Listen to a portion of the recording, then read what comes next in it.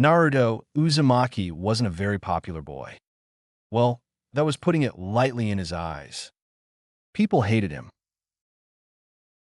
They sneered and looked at him with disgust whenever he walked by. He was chased away from most shops he tried to enter, and when he could enter a shop, they made him pay double the price for things. Taxes, they called it. It was all bullshit, he knew that. He may not be the smartest of kids, but he wasn't an idiot. But if it got him the food he needed to live, then he wouldn't mind. He would endure if it meant he could live one more day in the village that he called home. Home, Naruto thought. The word was meaningless to him. After all, home wasn't just a place, it was the people that cared for you and made your life warmer by being there for you. Naruto had nobody. He was alone. In the village with thousands of people, he was the only one who had absolutely nobody.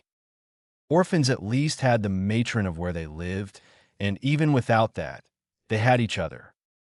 Naruto, even before he was kicked out of the orphanage he had lived in, had nobody.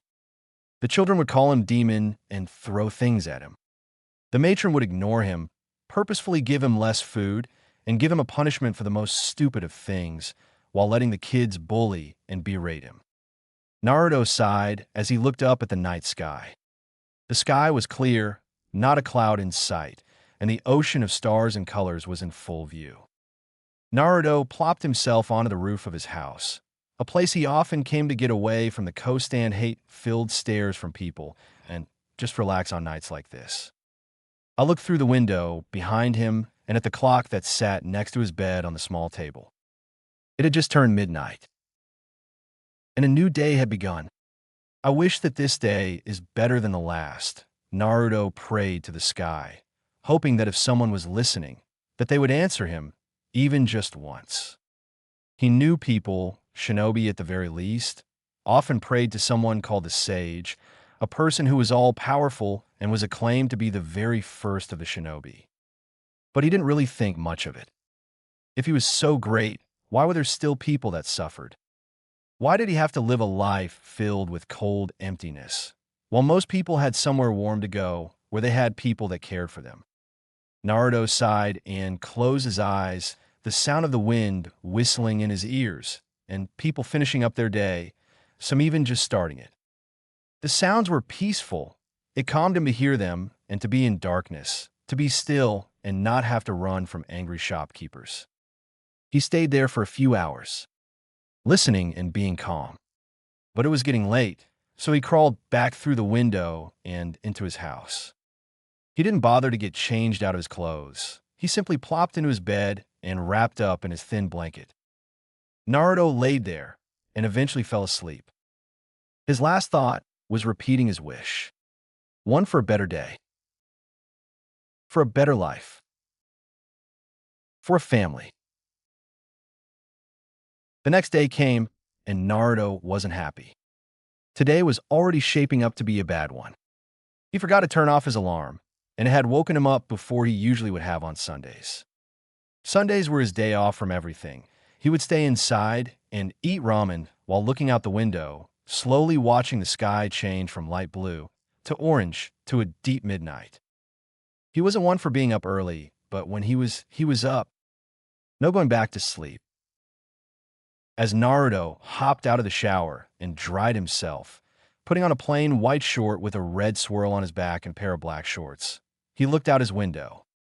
It seemed that the clouds that had formed this morning were finally pouring out their water as a downpour of rain hammered onto the roof, making an intense, muffled pitter-patter sound. Naruto liked that sound. It meant he could go out today and not be disturbed while he walked around the village, as most people wouldn't be caught out in this weather. And so, Naruto decided that today was no day to be cooped up inside. He slipped on a rain poncho and some water boots and exited out his door. It had been an hour since he had left, and he was regretting doing so. After he left, he had stopped and looked inside a shop window, but he was chased away nearly immediately. So now he was hiding in an alleyway, wishing he had just stayed inside. So when the coast was clear and he was free, he decided to go back home. Or at least he tried. He had run so fast and so far that he didn't know where he was. Damn my terrible sense of directions, Naruto cursed as he walked through the rain. But as he kept walking, he found something. Carved and painted on a large gate of what seemed to be some kind of clan compound was a red swirl. He looked at it, and images of the numerous shirts he had came to mind. It was the same red swirl mark as on his clothes. He looked around. There was nobody there. No guards. No people. The houses around here seemed to all be boarded up and abandoned. Just where am I? He thought as he walked closer to the gate. Suddenly, as he pressed his hand against the wood of the gate, trying to push it open, he felt a heat pass through his hand, like something had exited him. He pulled his hand back and looked at where he had placed his hand. A glowing blue outline of his hand remained. Is that chakra? He thought. He knew what chakra was, or at least he understood it was what allowed Shinobi to do all the cool things he did. Hiruzen, the elderly Hokage of the village who visited him from time to time, often told him about Shinobi. Then there was a loud click noise, and the gate opened slightly. Naruto felt a strange feeling in the back of his head, like he was drawn to the other side, like it was calling him. He pushed open the gate slightly, walked through, and closed it behind him. There was another loud click, presumably the gate locking. I'll deal with that when I need to, Naruto told himself as he looked around the large, unkempt area. The grass was overgrown. The bushes were wild and unruly.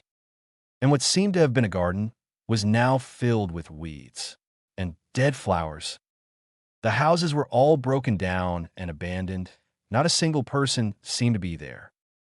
And not a single person seemed to have been here for a long time. But there was a large building at the center of the grounds, one that he felt that same feeling towards, like it was calling him. He walked up to the stairs of the large mansion-like building and pushed open the door.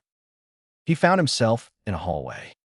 Every door seemed to be locked, needing a key to open, except for one. This door was large, and when he touched it, another pulse of heat passed through him, and a phantom handprint appeared again. The door clicked and rumbled a little as it slid down into the ground and became a part of the floor. Naruto was confused, but he still pushed on. That strange, nagging feeling like something was calling him was still there. He walked down the staircase into what must have been a large underground room. The room was dark as he walked towards the doorway that led into it, but as he put his foot past the threshold, the entire room burst into light. Large orbs of light floated around the room, illuminating the countless things that seemed to be kept down here. Paintings were lining the walls, 6 large shelves filled to the brim scrolls of different sizes and colors, and around the room large chests were scattered about. He ignored them all and focuses on what was at the end of the room. A door bigger than any he had seen. It looked like it was made of metal, but it didn't have a door handle. Maybe, Naruto looked down at his hand and then to the door. Maybe it's locked with chakra, like the other ones, he thought. And as he pressed his hand against the door, he felt the feeling once more. Heat passed through his body, up his arm, into his hand, and into the door. There was silence. For a few seconds, nothing seemed to happen. But then, with a flash of light, the door disappeared. Naruto looked around, but he couldn't see anything different. What was that, he thought. But he didn't have time to think as he looked inside the room the door was hiding. It was mostly empty, except for 3 things. A large scroll, one larger than any he had seen, sat on a stand in the center of the room, and a small knife laid balanced on top of the scroll. And on the wall behind the scroll was a sentence painted in red. What is power good for if there's nobody to protect? This was it. Naruto could feel it. This scroll was what was calling him. He stepped forward and moved the knife off of the scroll. placing it next to the stand on the floor. He lifted the scroll up off the stand and unrolled it on the floor. The scroll was filled with words some Naruto didn't know the meaning of, but he read them anyway. The Wolf Clan of the Whirlpool. A proud, powerful, and honorable group of animals. They are the guardians of Uzashino, protectors and allies of the Uzumaki, Yuki, and Kagaya clans. You, who reads this now, will be tested by the wise Father Wolf if you so wish. If you seek power, honor, and a family, be steadfast in your actions. Take Wolf Claw knife and slip a drop of blood onto the circle and face judgment of the Father Wolf. Fenrir. Reading the scroll, Naruto felt sad. He was a part of clan. His clan had a village. A village of people he could have called family. Hiruzen said his parents had died on the day of his birth. That there was nobody for him. Lying bastard. Naruto cursed the old man. He glanced at the knife and picked it up. His heart was pounding. He felt like his chest was burning with rage. He wanted answers. And this Father Wolf was apparently wise. If he could get answers, then what was a small cut and a drop of blood? He stabbed the tip of his finger, drawing blood. He quickly dabbed the blood onto the paper of the scroll in a small circle. Suddenly, like a storm had awoken in the room, everything went chaotic. Like a small tornado had formed around him, a wall of wind stopped him from going anywhere. He felt a crackle of static travel up his spine as from the wall of wind in front of him. A face appeared. The face of a giant wolf, fur as black as night, and eyes that had a crimson glow to them, appeared from the storm. The wolf stared at Naruto, his eye piercing into his, like it was trying to invade his mind. Your blood is Uzumaki. Who are you, boy? The wolf said. Ignoring the fact that the wolf talked, he answered. Naruto Uzumaki. Naruto, I am Fenrir, Father Wolf of the Leaking Clan. Why have you summoned me? I want answers. I was told all my life that I was an orphan and that I had nobody, but now I read the scroll and it says I had a clan, an entire village. I want to know the truth. Tell me who I am. Naruto pleaded to the wolf. Wolf's eyes softened and the storm calmed a little. You want the truth. I can give it to you, even if you may not like it. But I want something in return, an answer to my question. Deal, she asked. Anything I can answer I will, Naruto said, as he nodded. Uzashino, the village hidden in the whirlpool, a place where 3 powerful clans lived. They were allies to nobody, but a few who earned their respect. To others they were a plague that swept through the nations, stealing everything they could and building a haven for themselves. The Uzumaki clan, your clan, was the most prominent in Yuzu. They were powerful and had many shinobi who could level mountains and burn forests, the wolf said. Naruto listened intently. But because of their raids on other nations, they made enemies. Enemies that banded together and slaughtered them all. It was a bloody night, the same night I lost my pups who were killed by the invaders as they tried to defend the children of the village. But no human survived the attack. Most of my kin did, and we have rebuilt and thrived in our new home. So, I am alone? Naruto asked, his chest tightening and tears crawling down his cheeks.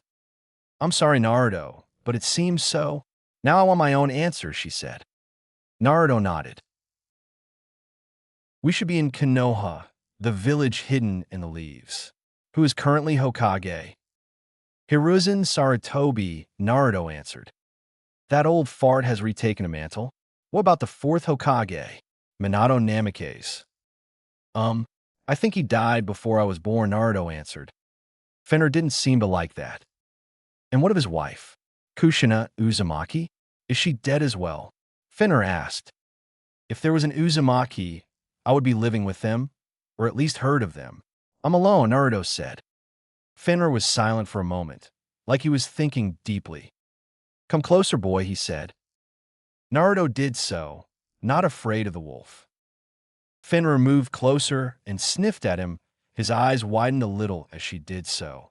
I'm sorry to say this, Naruto, But it seems I knew your mother. Naruto's eyes widened. Please tell me, he begged.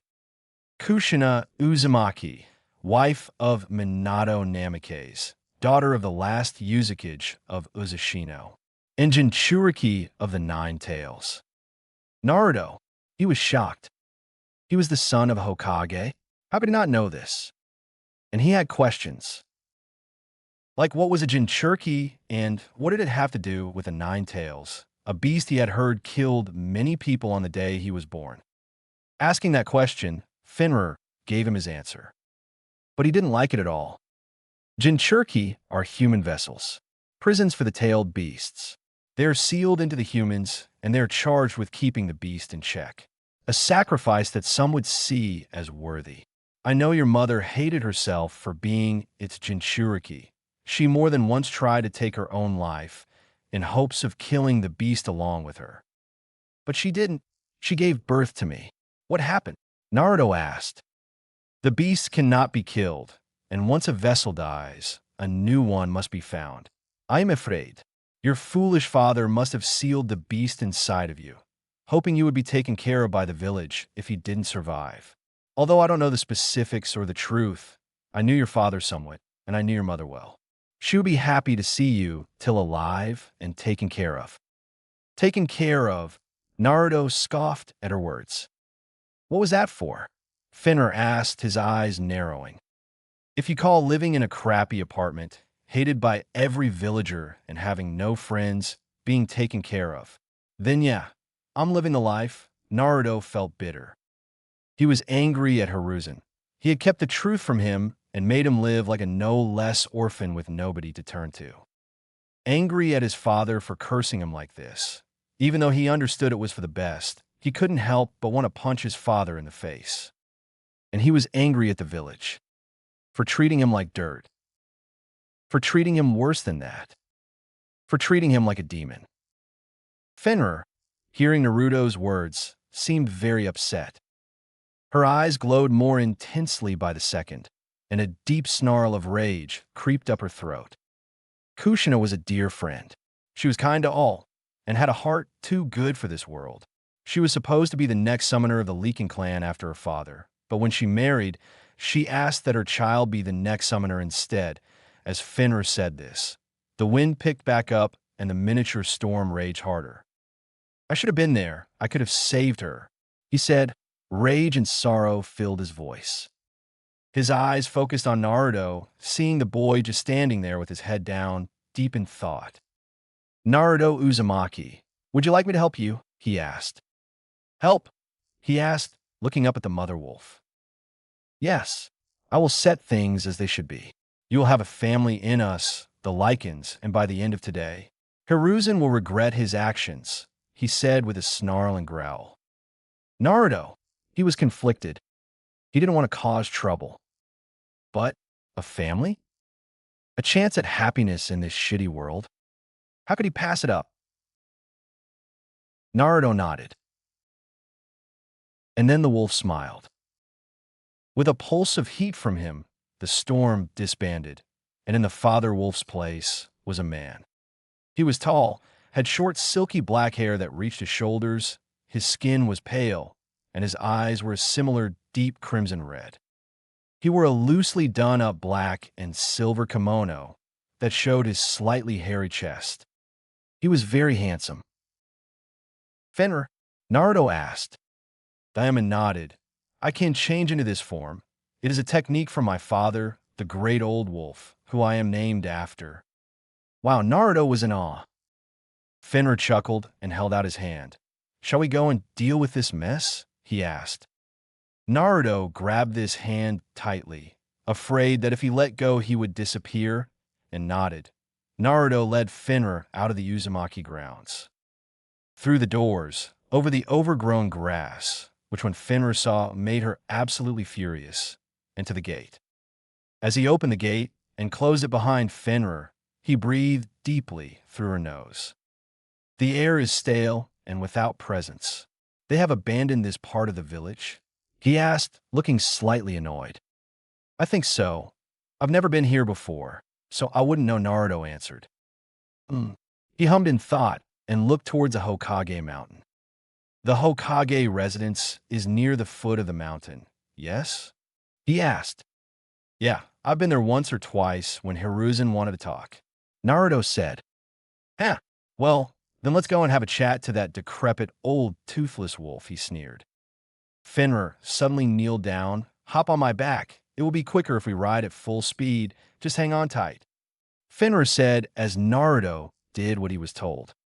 Suddenly, as he wrapped his arms around Fenrir's neck and held on for dear life, the world blurred for a few seconds, and wind rushed past his ears with great big whoosh before everything returned to normal.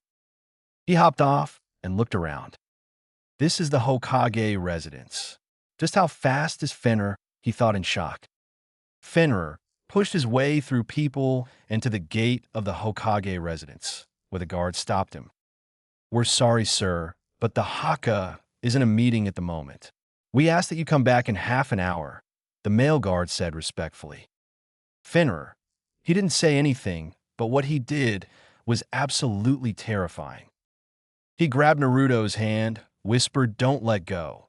And suddenly, a wave of pressure and force burst out from him, and he was covered in a thin aura of blue light. Most of the civilians were either knocked back or knocked unconscious. Some ran in fear. The guard, on the other hand, were shaking in their boots as they drew kunai and got into a shaky attack position.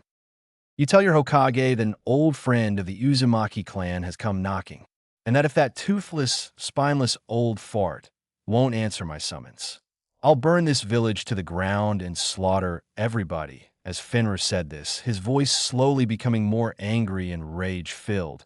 One of the shinobi nodded and disappeared. The other was now shaking more, and a look of pure panic was in his eyes. Naruto looked up at Fenrir. You wouldn't actually do that, would you? He asked. Fenrir smiled warmly, which made Naruto's heart skip a beat and his body warm. If it's for their family, a true wolf would do anything it needs to, he said quietly, his eyes focusing on the residents. Naruto felt strangely happy. He never had anybody say stuff like that to him. He held his hand tighter and muttered a soft thank you. Soon enough, a group had appeared. Several very powerful and cool-looking shinobi and Hiruzen. It used to be that seeing Hiruzen made him happy. He has so many fond memories with the man at Ichiraku's. But now, he just wanted to kick the old man in the crotch. Hiruzen stepped out of the group and looked at me. Naruto, it's good to see you. Who may your new friend be? He asked, seeming to be as calm as a gentle river. Fenrir just smirked and chuckled. You really have gone senile, haven't you, you old fool? He asked. I'm sorry, but I don't believe we've met. And as Hokage, I ask you treat me with respect, or I will have you removed, he said sternly. Oh, and what? You think these shinobi are a match for me? Hiruzen Sarutobi, the professor of Konoha, you were like a second father to Minato Namikaze and Kushina Uzumaki. But look at how you treated their son. He lives alone and sad, nobody to call his own. You truly are a pathetic excuse for a Kage. Hiruzen's eyes widened as he looked at me. But I didn't react, and as he saw this, his calm facade seemed to crack. Who are you? He demanded.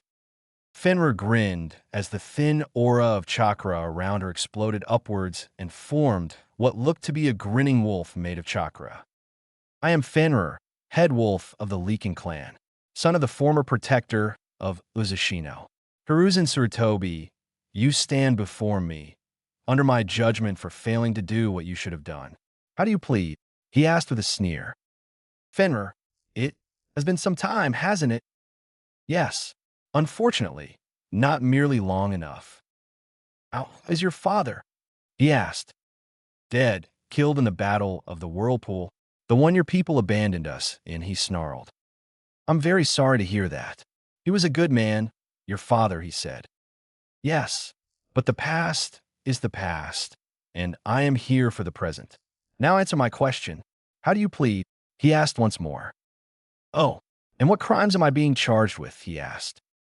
The crime of dishonoring your own clan, for failing to keep your word, and for having Naruto live in the dark about who and what he is.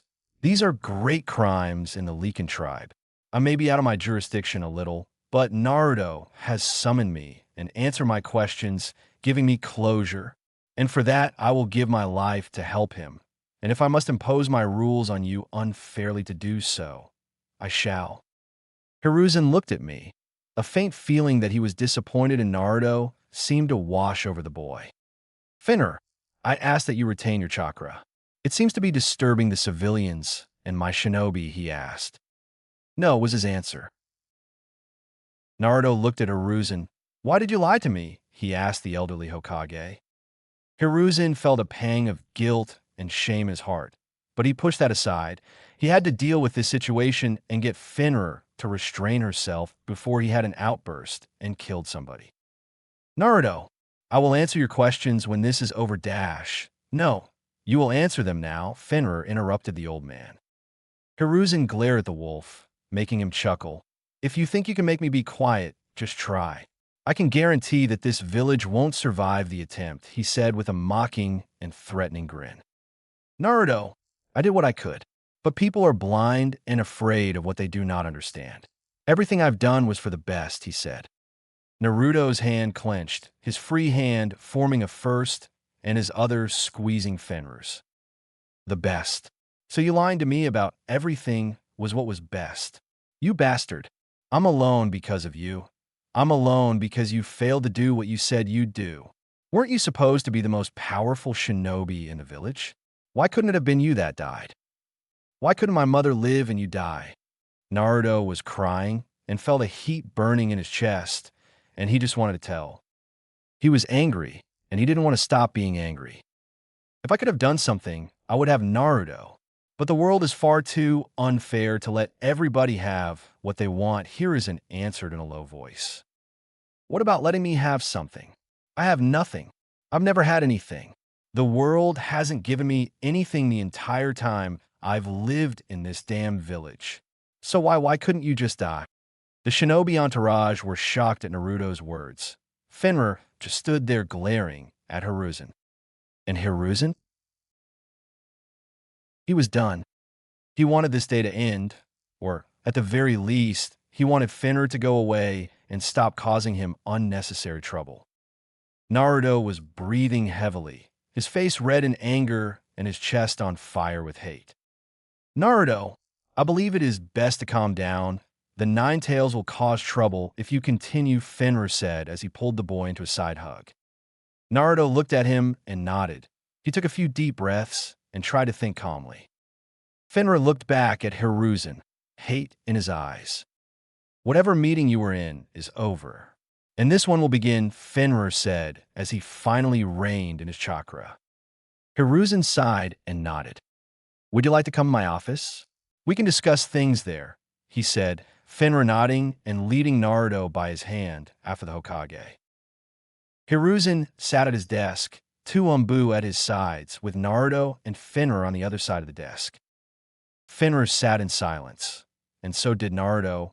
He didn't want to get worked up, so he just stayed quiet and let Fenrir do the talking. So what is it you wanted to talk about? Hiruzen asked. Fenrir looked at Naruto, who just shrugged. He was tired of today, and seeing that, Fenrir patted his head with a smile and turned back to Hiruzen. Naruto deserves a few things. First is an actual apology from you for how you've treated him. Hiruzen nodded. Naruto, I'm sorry. I wish I could have done more. I'm ashamed to call myself Hokage knowing that I've done this to you, he said as he lowered his head. Fenrir squinted a bit, but nodded. Good. It seems you're not just all lies and politics. And now we get on to the real stuff. I demand Naruto be made clan head of the Uzumaki clan, and I become his reagent for until he passes the necessary exams and becomes Jonin. It can be done, Hiruzen said with a sigh. Next, I demand that we be given complete control of the Uzumaki clan compound and the surrounding abandoned areas. Complete control isn't dash. Hiruzen stopped talking as Fenrir's chakra burst forth straight at the old man. Fine. Next, he said, after taking a breath. I demand that everything be given back that is rightfully Naruto's.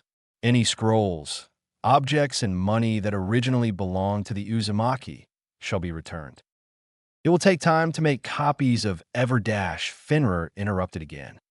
No copies for you. You do not deserve the knowledge of any Uzumaki, Yuki, or Kagaya from Yuzu.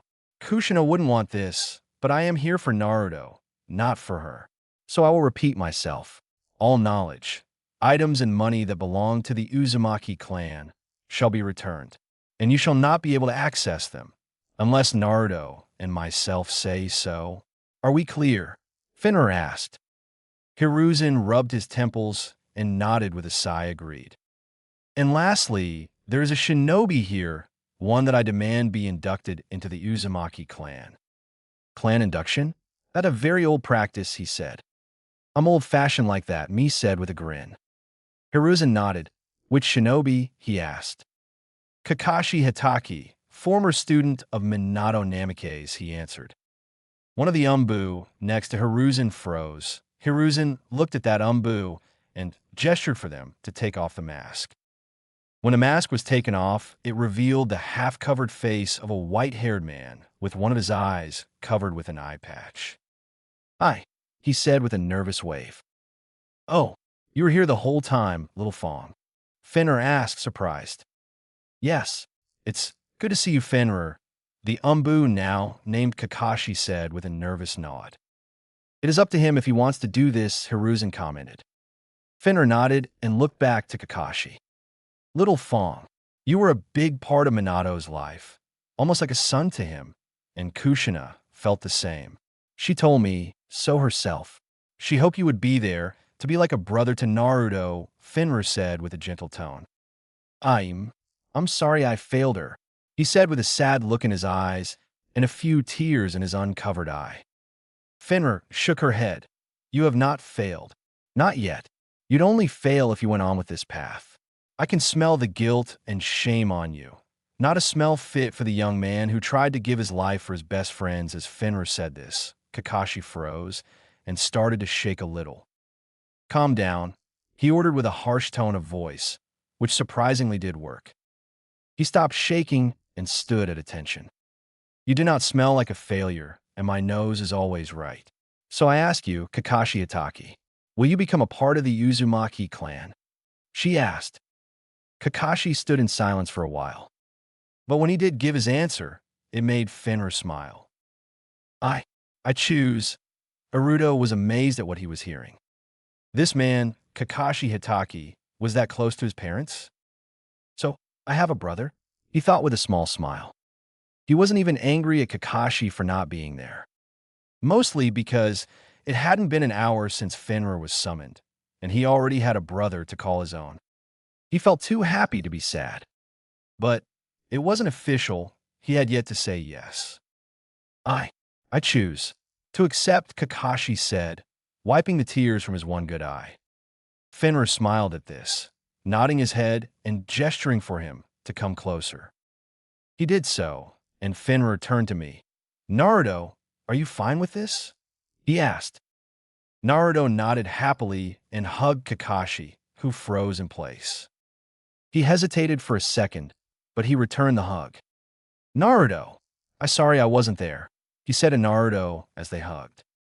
Don't be, you're here now. That's all that matters, Naruto said as he too was crying. After the hug ended, Fenrir looked towards Hiruzen. Hiruzen, my judgment has been made. While you definitely don't have what it takes to be a family man, you're definitely a decent Hokage. You can hold your head high, knowing that you are on the road to making up for what you've done. Even if it's only the first step, he said as he patted Naruto back. Isn't that right, Naruto? She said. Naruto looked at Hiruzen. The powerful shinobi shrank under his gaze, a hopeful look in his eyes. Naruto knew his words had been harsh earlier, and knew that if he could, he would have taken them back and been more smart with his choice of words. He was still angry, but he couldn't let that get the best of him, or he'd be no better than the villagers who hated him. Hiruzen, thank you, and I'm sorry for what I said. As Naruto said these words, the old Hokage smiled a small, warm, genuine smile. Thank you, Naruto, he said as he bowed his head a bit. Now that everything is sorted, we should get going. Kakashi needs to move his things along with Naruto, and we need to start clearing out the Uzumaki grounds and restore them to their glory. If you need anything, have an Anbu knock at the gate. I'll hear them and be here to answer, he said as he turned to leave, gesturing for Naruto and Kakashi to follow. Naruto and Kakashi did so, and they exited the Hokage office. Kakashi had collected his things, placing them in storage scrolls, and Naruto had done the same with scrolls Kakashi had provided. And now the three of them were at the gate of the Uzumaki grounds. Fenrir unlocked the door and guided us to the large main house, and we entered the vault underneath the main house. Kakashi was amazed at the collection of knowledge and items that were stored here. He had heard about the vault before in passing, but had never seen it. Seeing it now, Kakashi felt his doubts that the situation was a dream melt away. They reached the back of the vault where the metal wall had reappeared shortly after they had left. Naruto opened the metal door on Fenrir's instruction, and once it had disappeared, Fenrir entered and picked up the knife and the scroll. We'll need Naruto to sign the contract properly before we can get started, Fenrir explained, which confused Naruto. But he answered his confusion with an explanation. Me being here is more of an improper summoning. I was only supposed to be here to judge you, not go gallivanting about to solve problems, but now that I am aware of the situation, we'll need to make some adjustments to how we do things. What adjustments? Kakashi asked. Well, Little Fawn. First of all, we'll need to bring over a few more of the clan to build something to facilitate a permanent transfer route between here and the den. Secondly, I'll need to move my things over here. Because I'm regent of the Uzumaki clan, I don't plan on leaving here unless I'm summoned by Naruto. And thirdly, my mate will also need to be made aware of these developments. She will be undoubtedly happy at the development. She too was very close to Kushina. As Fenrir explained, Kakashi nodded slowly. Afterwards, he explained the harder parts to Naruto, who once they understood, was very happy to be getting more family. So they left the vault and went up to one of the ground's overgrown training fields. Fenrir instructed Naruto on how to sign the contract properly. He taught him how to use the summoning jutsu and how to single out specific summons so they could bring over a particular wolf, one that bowed to Fenrir as he was summoned. The wolf was about as large as a human, with a patchy gray and white coat of fur, with strikingly intelligent, vibrant violet eyes. Alpha, we were beginning to worry that something had happened to you when you didn't show up after a few minutes. It is good to see you in good health, the wolf spoke. Fenrir nodded. Thank you, Tengen. But I suppose you would need an update on the situation. A quick thought share, he suggested. You honor me, Tengen said as a flash of chakra enveloped him and he took a human form. Although it wasn't as human as Fenrir's.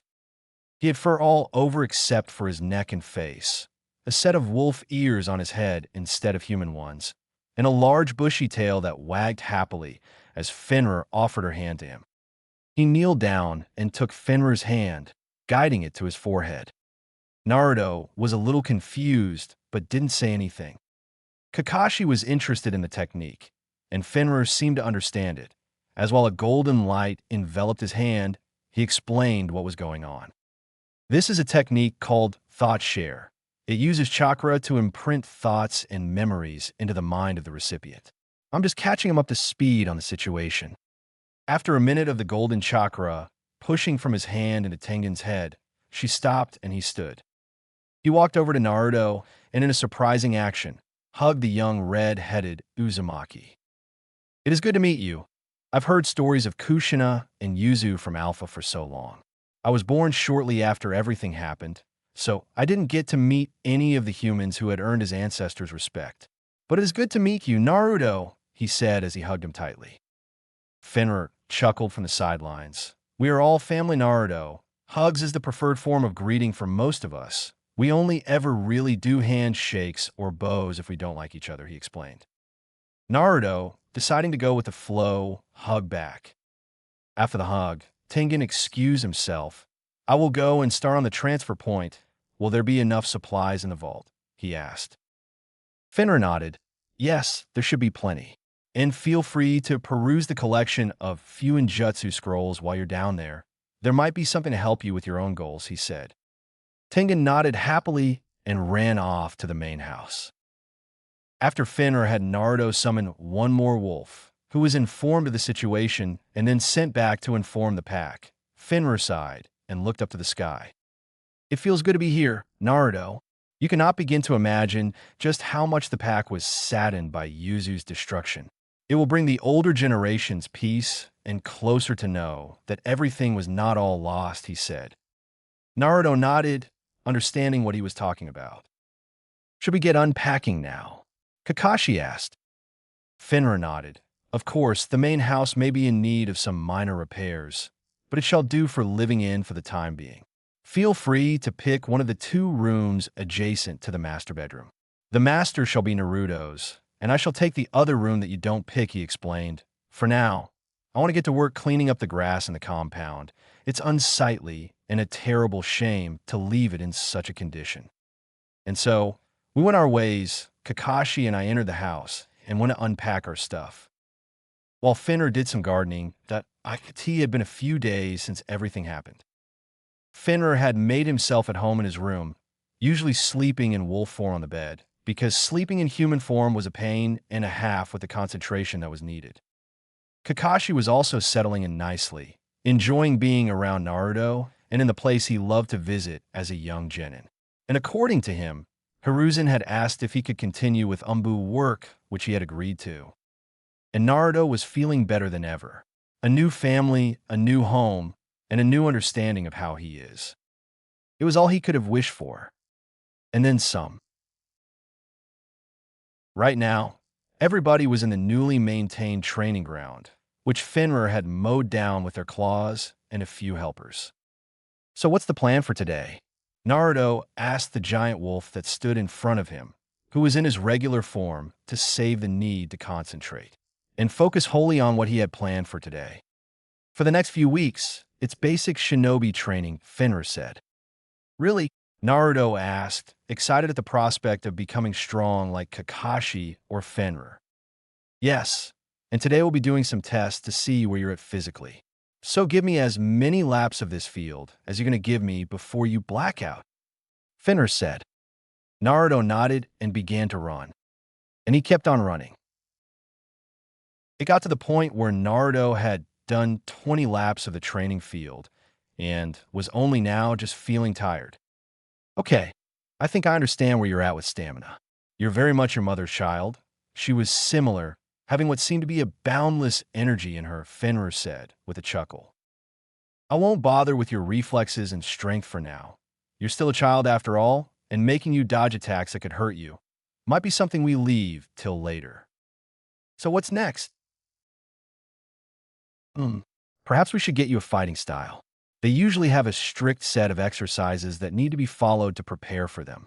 I guess it's time to go down to the vault then, he said as he shifted into human form, so he could fit into the house.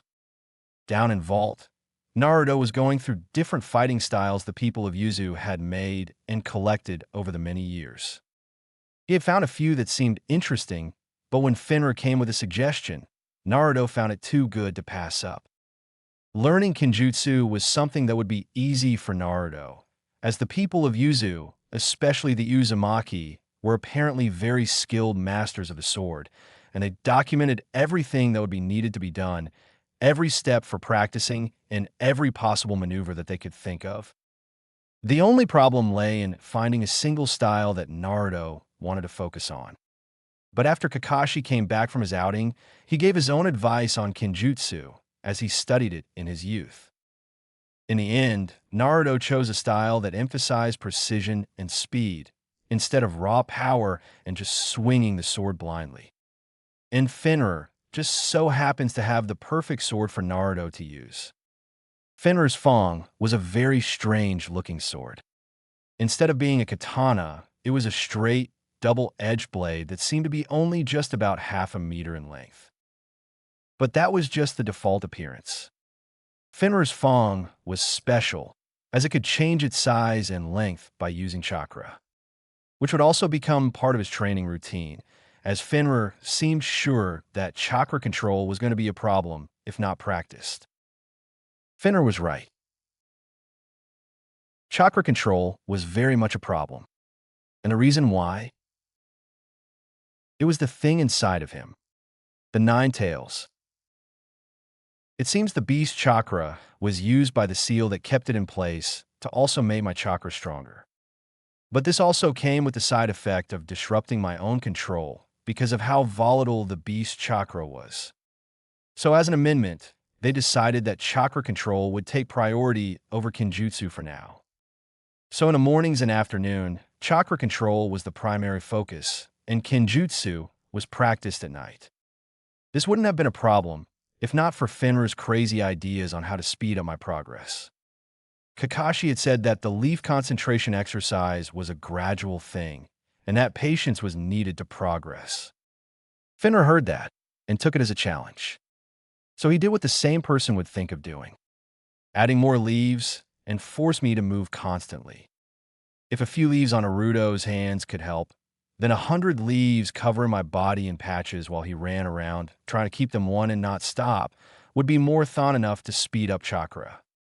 And as much as Naruto hated to admit it, and as much as Kakashi was in disbelief, it had actually helped tremendously.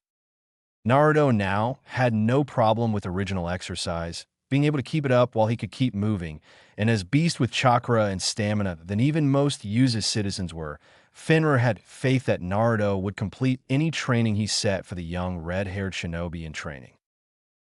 Sometime later, after Naruto could stick hundreds of leaves in himself and look like a bush, Naruto was in a very precarious situation.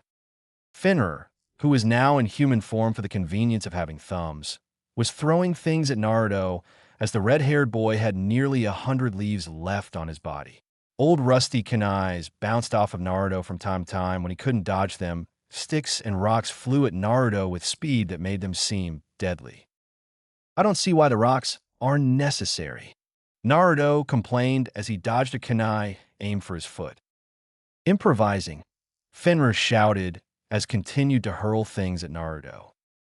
The next few hours continued like this, with things being thrown at Naruto from all directions and Naruto attempting to dodge. And it continued until Naruto couldn't go on. He plopped down onto the ground and breathed deeply. He was spent. He was covered in sweat and his body was aching.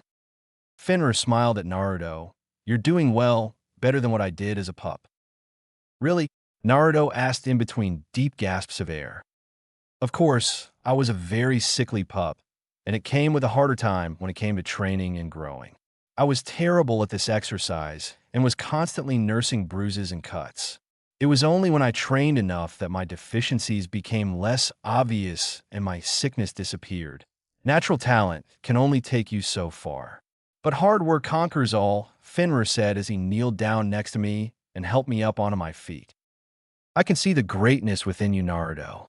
And after you've trained harder than ever before, you shall be ready to take the step into becoming a true warrior." "What's the next step?" Naruto asked. "The Sage Arts, a powerful technique that acts as a force multiplier for everything from your physical capabilities to your ninjutsu, and it even offers a unique few boost depending on which tribe you learn it from." Wow! Naruto was speechless. He was amazed that such a thing existed, and more yet, that he could learn it. "Does Konoha have a sage?" Naruto asked, feeling like he had heard something about a sage or summoner being affiliated with the village before. "I believe it does. Jiraiya of the Sannin, the Toad Sage. He was your father's sensei, and if I'm correct, your godfather." Naruto sighed. Another person who couldn't be bothered to take care of me, he thought as Fenrir guided him to a chair to rest. "So this Jiraiya, what's he like?" Naruto asked. "He's a powerful shinobi, a true warrior that holds honor to his words.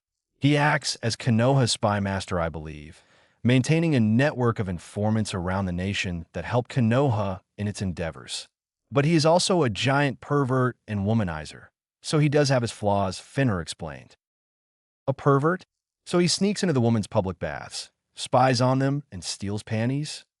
Naruto was disgusted at the idea of doing so, mostly because he knew it was wrong to do such things, but also because he knew he wouldn't be able to get away with it without being beaten to a bloody puddle. The last part isn't very accurate. I've never known him to steal panties, but the first two he does do. He's also an incorrigible flirt and is a shit chaser to the level of infamous super perv. The more Naruto heard, the more he didn't like this Jiraiya. Any other family I should know about? Perhaps a sister? Or an aunt? Naruto asked sarcastically. But when he saw the look of Fenrir's face, he sighed. Who? Tsunade Senju, second of the Sannin, best medic nin in the world, and the last of her clan. She is a distant cousin if I am correct, and knew your mother well, but she is no longer in Konoha. She left some time ago after her husband and little brother were both killed in the last great shinobi war. She was sick of the death and blood, and she hasn't been seen in or near the village for a long time, Fenrir explained. At least I can understand her reasons, Naruto thought. What's she like? Naruto asked. She's a gambler of unparalleled misfortune. She never wins a bet that has huge amounts of money on the line. She's hyamophobic, meaning she's afraid of the sight of blood. But she's no less of a warrior because of it. In fact, she had the title of strongest kunoichi, both with physical strength, and because of her ability to heal herself and go on for very long periods of fighting without rest. Naruto was silent. He didn't know what to think. Tsunade sounded like an alright person, if not a little misguided. And with her past, Naruto can understand why she left and didn't come back. But he hoped to meet her one day, at least to hear stories about his mother. Jiraiya, he just didn't want the man within a few meters of him. He sounded like an idiot. And if he was being honest, the thought of having a man who was too busy flirting with women to raise his godson around him wasn't pleasant at all. Naruto sat in silence with Fenrir for a while. They didn't speak, just sat there and watched the sun set. Fenrir had a pleasant smile on his face as he watched the sun set, obviously not much in his mind. Naruto, on the other hand, seemed to be distracted with the buzz of thoughts that was going on in his head. Naruto was thinking about a lot of things. How things had changed over the last few days. How things would continue to change going forward. And how he might change because of all this. And finally, when Naruto was well rested, back on his feet and ready to train, Fenrir shook his head. I think evening training can be skipped today. For now, we can go and decide what we want for dinner. With the food supplies Hiruzen dropped off this morning, we have plenty to choose from. Naruto thought about it for a second. Food. Even thinking the word itself made his stomach growl. I couldn't decide what to eat even if I wanted to. Should we just start cooking and wing it? Naruto asked. Fenrir chuckled. Sure, go with the flow. Seems like a good idea. I'll get Tengen and Kakashi, and you can go to the kitchen and start choosing out ingredients. Naruto nodded and began to make his way towards the main house's kitchen, which was now fully stocked and had been cleaned and repaired like the rest of the main house by a few of the wolves that Fenrir had Naruto summon. As Naruto began choosing ingredients and preparing what he thought would be an amazing dish, Tengen came in through the door, looking somewhat distressed. Tengen, what's wrong? Naruto asked. There are two people at the gate. They are asking for you specifically. Do you know who? I don't recognize them from my outings into the village, but they seem to have an escort of Umbu following them. Tengen replied as I put down the knife that I was holding to chop things, and we began to make our way to the gate. What's their scent like? Naruto asked, knowing that the lichens could smell things that normal animals couldn't, and with Tengen having a very good nose, something that Fenrir had praised about the young seal master. They both smelled like politicians, full of lies, deceit, and false words. I would be careful and cautious about letting them enter the grounds or going anywhere with them, Tengen said as we reached the gate. I opened the gate, and in front of me stood two elderly people. He didn't recognize them. And who might you be? Naruto asked. I am Hamuramito Kado, and this is Koharu Udatain. We are a part of the Hokage's council, We were sent to both hand over the scrolls and items that belonged to the Uzumaki clan, and to fetch the Uzumaki regent Fenrir. A clan head meeting has been called, and all must attend, the old man explained. A sense of pride and ego surrounded him. I guess Tengen was right about them being politicians, Naruto thought as he nodded. Tengen here will be in charge of taking the items off your hands.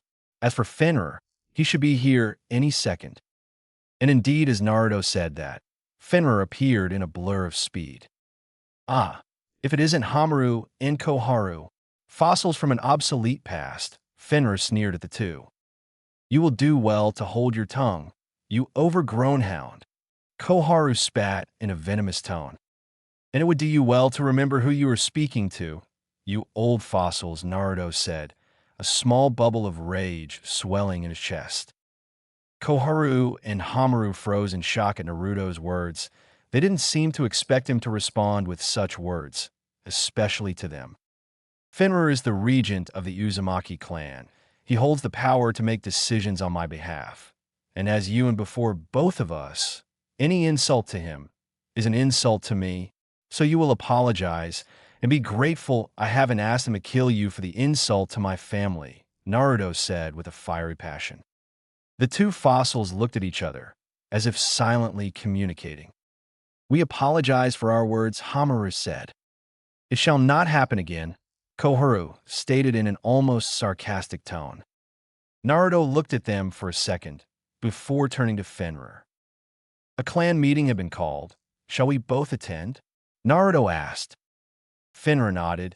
It will be good practice for you, the father wolf said. Tengen, make sure the items are put in the vault. You have my permission to use the gateway to call one of the pack over to assist you. Tengen nodded, and Koharu handed him 3 large storage scrolls. Fenrir exited the gate with me by his side, and the two fossils guided us to the clan meeting. As we arrived at the clan meeting, the room filled with the various clan heads of Konoha. Fenrir gave me the seat at the table and chose to stand behind me. Hiruzen gathered everybody's attention, and the meeting began. This meeting has been called to introduce and clear up any misconceptions about Naruto Uzumaki, clan head of the Uzumaki clan, and Fenrir, regent of the Uzumaki clan. Hiruzen's voice was aged, but it was no less powerful and filled with authority. Before I open up to questions, a few things. Yes, it is true that Naruto Uzumaki is the Jinchuriki of the Nine Tails. He has been since the day of his birth, and his mother was also made the Jinchuriki at the age of 14, after Mito Uzumaki passed away and a new Jinchuriki was needed. Naruto felt his hands clench. He was still angry at his father for doing this to him, for cursing him.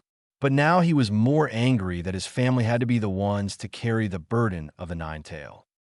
Why? Because they were naturally stronger and had stronger chakra than most people? That was bullshit to the highest degree. Any decent shinobi could have been capable. In Naruto's eyes, it was more about not having to sacrifice their own people and instead placing the burden on somebody else. Now, does anybody have any questions regarding this information, or can we move on? There were certainly questions. Naruto could tell from the looks of the clan heads, but none dared to speak, probably knowing that it wouldn't end well for them. Ok. Now, does anybody have any questions for Naruto himself? Hiruzen asked. Many of the clan heads raised their hands, and one at a time Hiruzen pointed them out to speak. The Hyuga clan asked about the alleged appropriation of scrolls and items that belonged to the Uzumaki clan, and that monetary debts that had been incurred had to be paid. Yes, indeed, we took possession of many things, scroll and items, all of which we took back because it is rightfully ours. As for debts that the clans have racked up, I don't see how that is my problem, Naruto said, causing outrage in the meeting room. Several voices called out, outraged at the fact that he would need to empty their coffers to pay back a debts that shouldn't even be brought up. The debts will be paid. You are free to try to negotiate an alternate price or substitute payment method with Fenrir. But the debts will be paid, whether you like it or not, Naruto said. The room went silent at his words, before murmuring spread out between the clans. Naruto could practically feel Fenrir grinning at his show of confidence. And he has to admit, he too was feeling a small bit of genuine confidence swell up in himself as he put on that little show. Hiruzen then pointed out a few other heads to ask some questions. These questions were much more civil, and the heads were people who seemed genuinely kind. First was a joint question/request from 3 clans. The Nara clan, headed by Shikaka Nara. The Yakamata clan, led by Inoichi Yakamata. And the Akimichi clan, whose leader was named Choza Akimichi. They all requested the same thing: the ability to have a few joint-held buildings in the Uzumaki territory to run businesses out of. Naruto didn't mind this, as it would lead to a revitalization of the area in general, which was one of his goals for the abandoned area. But in the spirit of fair trade, Naruto asked for something in return. I will be happy to give you as many buildings as you need to conduct whatever business you wish, but I only ask for small rent payment, and if this business has some kind of profit, a share of that as well. Naruto had been briefed by Fenrir on the way here about possible deals, and that it's always better for both parties to get something. That way it sets a standard for all future deals, and if the price is right, it can lead to more deals in the future. Choza, Shikaku, and Inoichi all shared a quick glance, and all nodded. The Nara man, Shikaku, was the one to answer for the group. We would be happy to pay rent and share a small amount of the profit we make. Thank you for your kindness, Naruto. The clans of the Inoshikicho hope to continue on this prosperous road together. Fenrir chuckled and nodded, feeling very proud of his young red-haired summoner. Naruto nodded and moved on to the next question. The question was from a particularly wild-looking woman with red marks on her cheeks, the matriarch of the Inuzuka clan. The Inuzuka were once on friendly terms with the Uzumaki.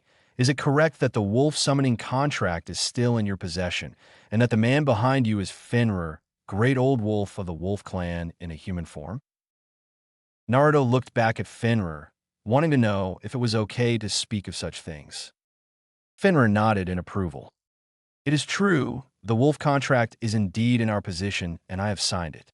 But the Fenrir behind me is not the great old wolf. That Fenrir died during the attack at Uzushino. This is his son, who holds the same name, Naruto said, using what he knew of Fenrir to answer the latter part of the question. The woman seemed saddened by the fact that the great old wolf Fenrir had died, even bowing her head and saying a few words. I speak for everybody of the Inuzuka clan when I say we are sorry for your loss, and if there is anything you need from us, we will do our best to work up a deal. We are close friends and family with our canine companions. My companion, Kumu, was raised beside me like a sibling. I couldn't imagine how it would feel to lose them. Fenrir stepped forwards and towards the Inuzuka, and in a show of respect, he bowed deeply.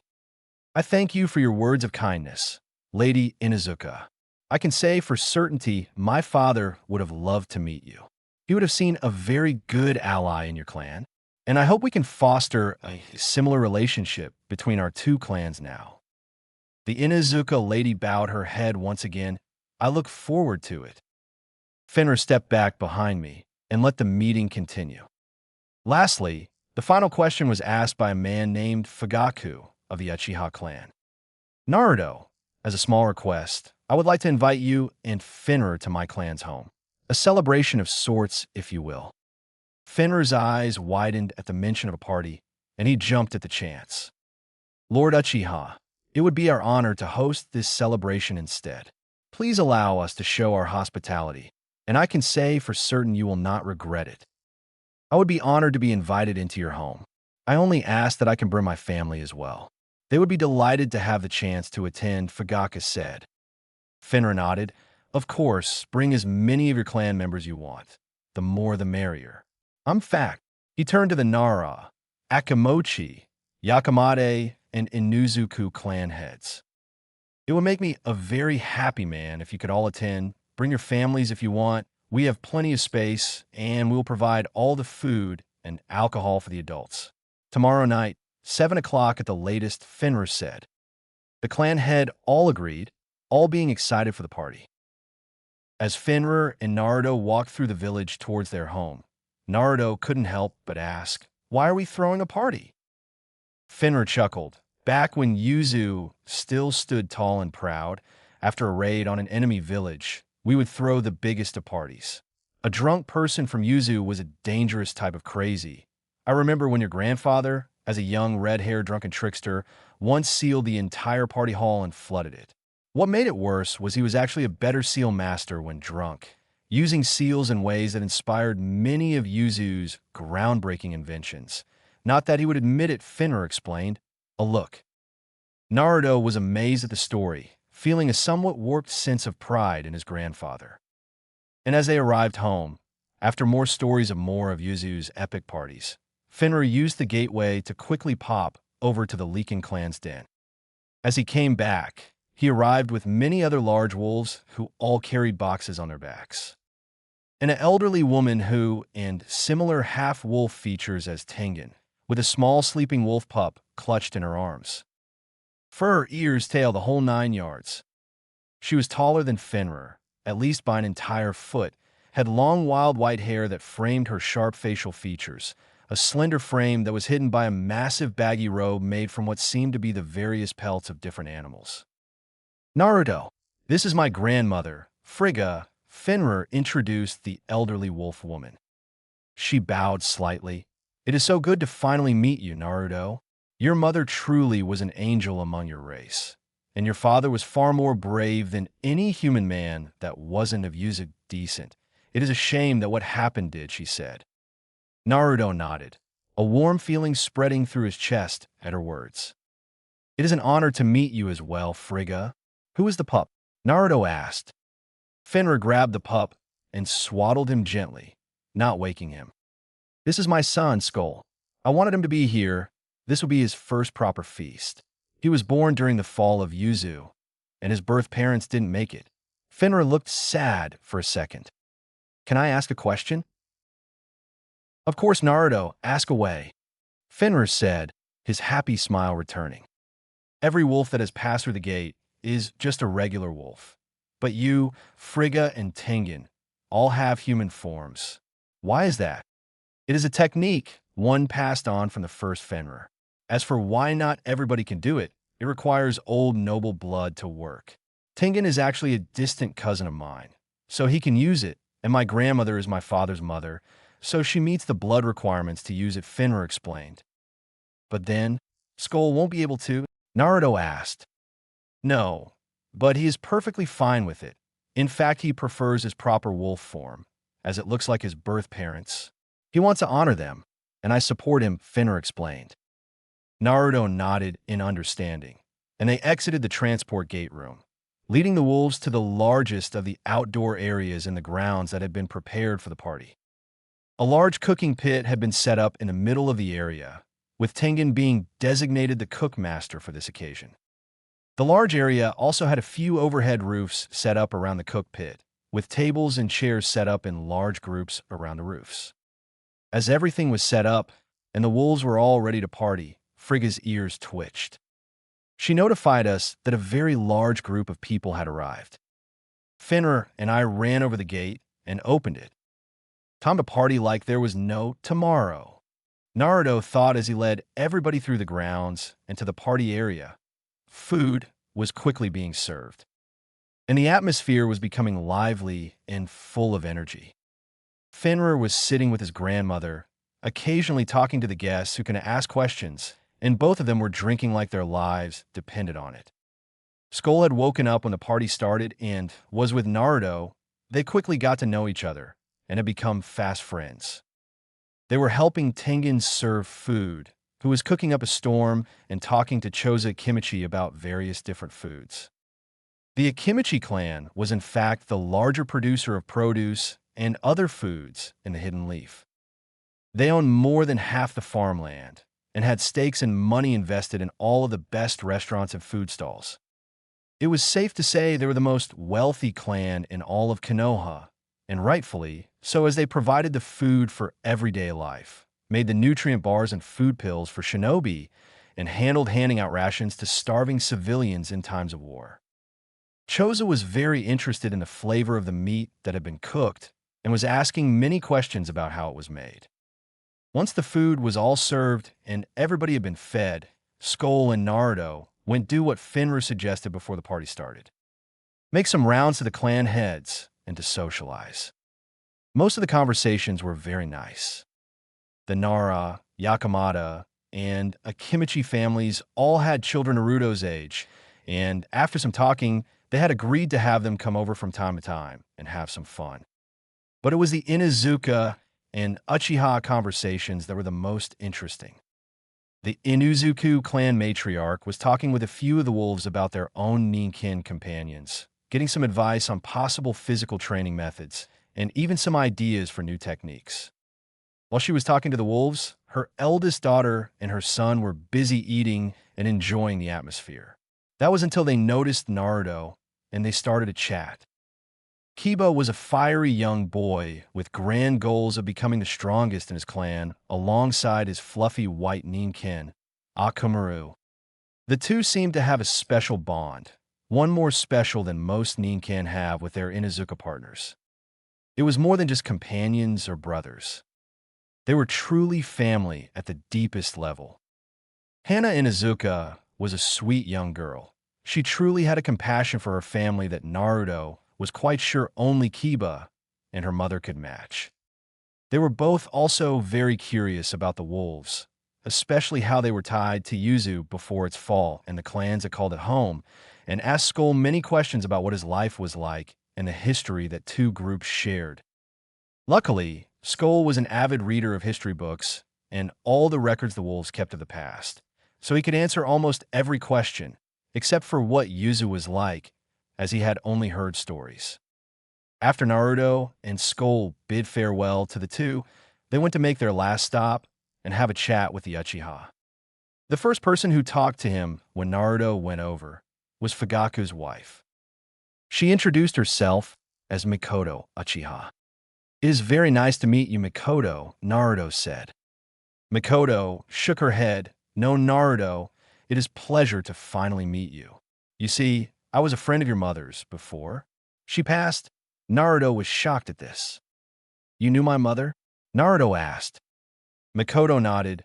"We met during the Chunin exams, and afterwards we became great friends.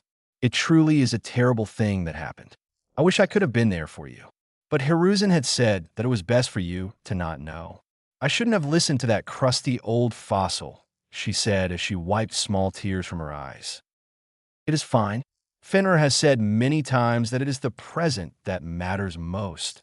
And you're here now," Naruto said with a smile. Mikoto smiled warmly.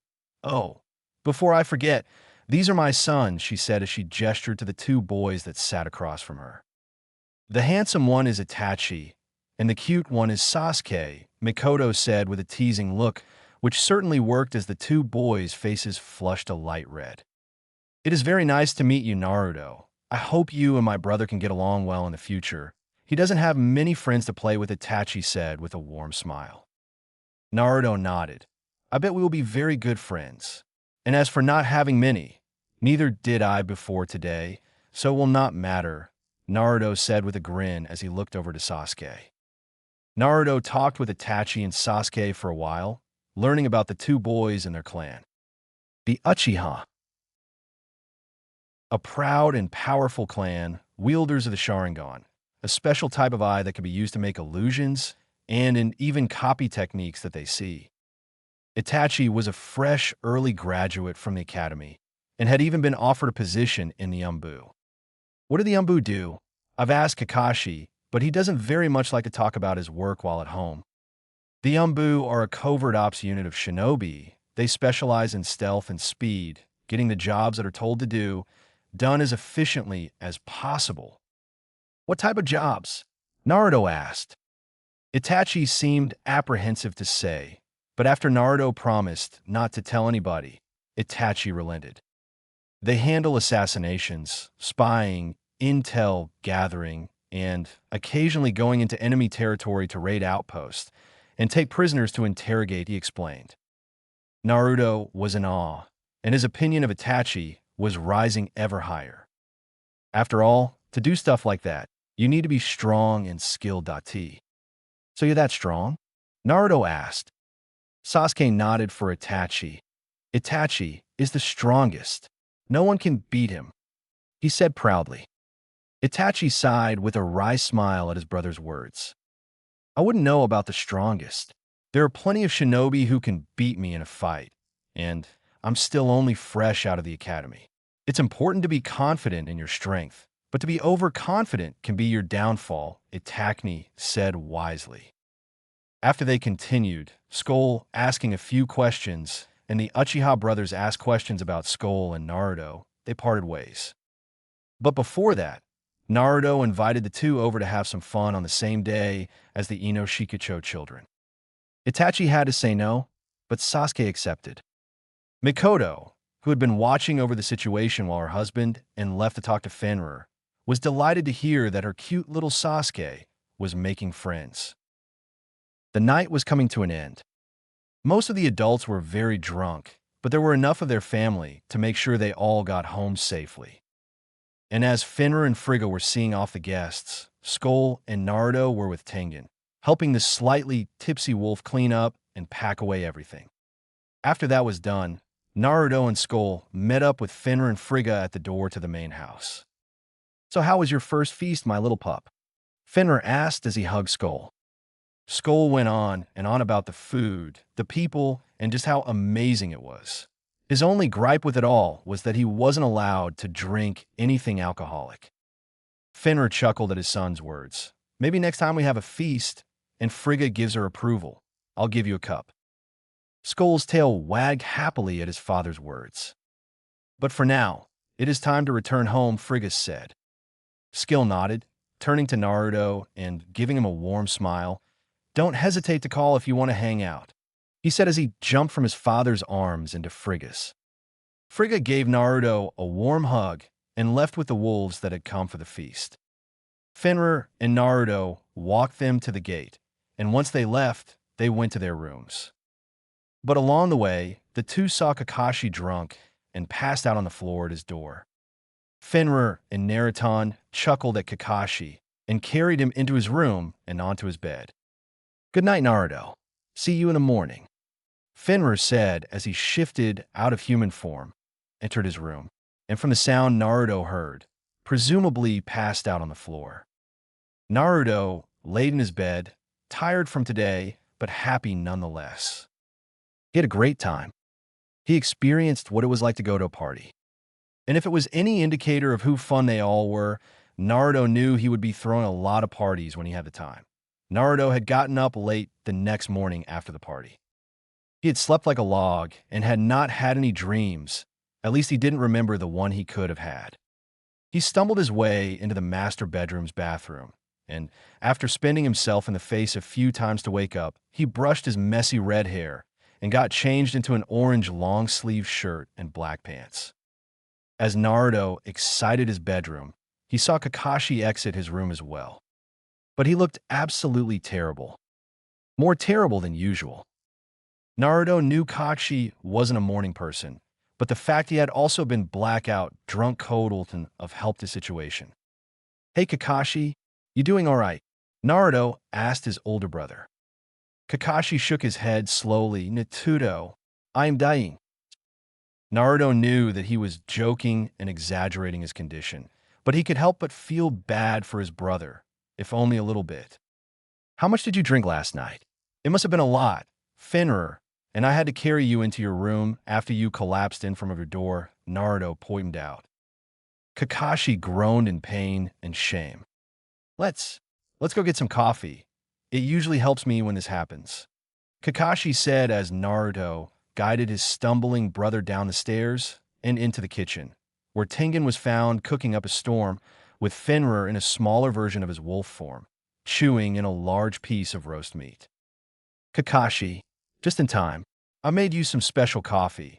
It should help with your hangover, Tengen said, handing Kakashi the mug of coffee. Kakashi, with reckless abandon, chugged the still hot coffee, repressing his urge to spit out the very hot liquid.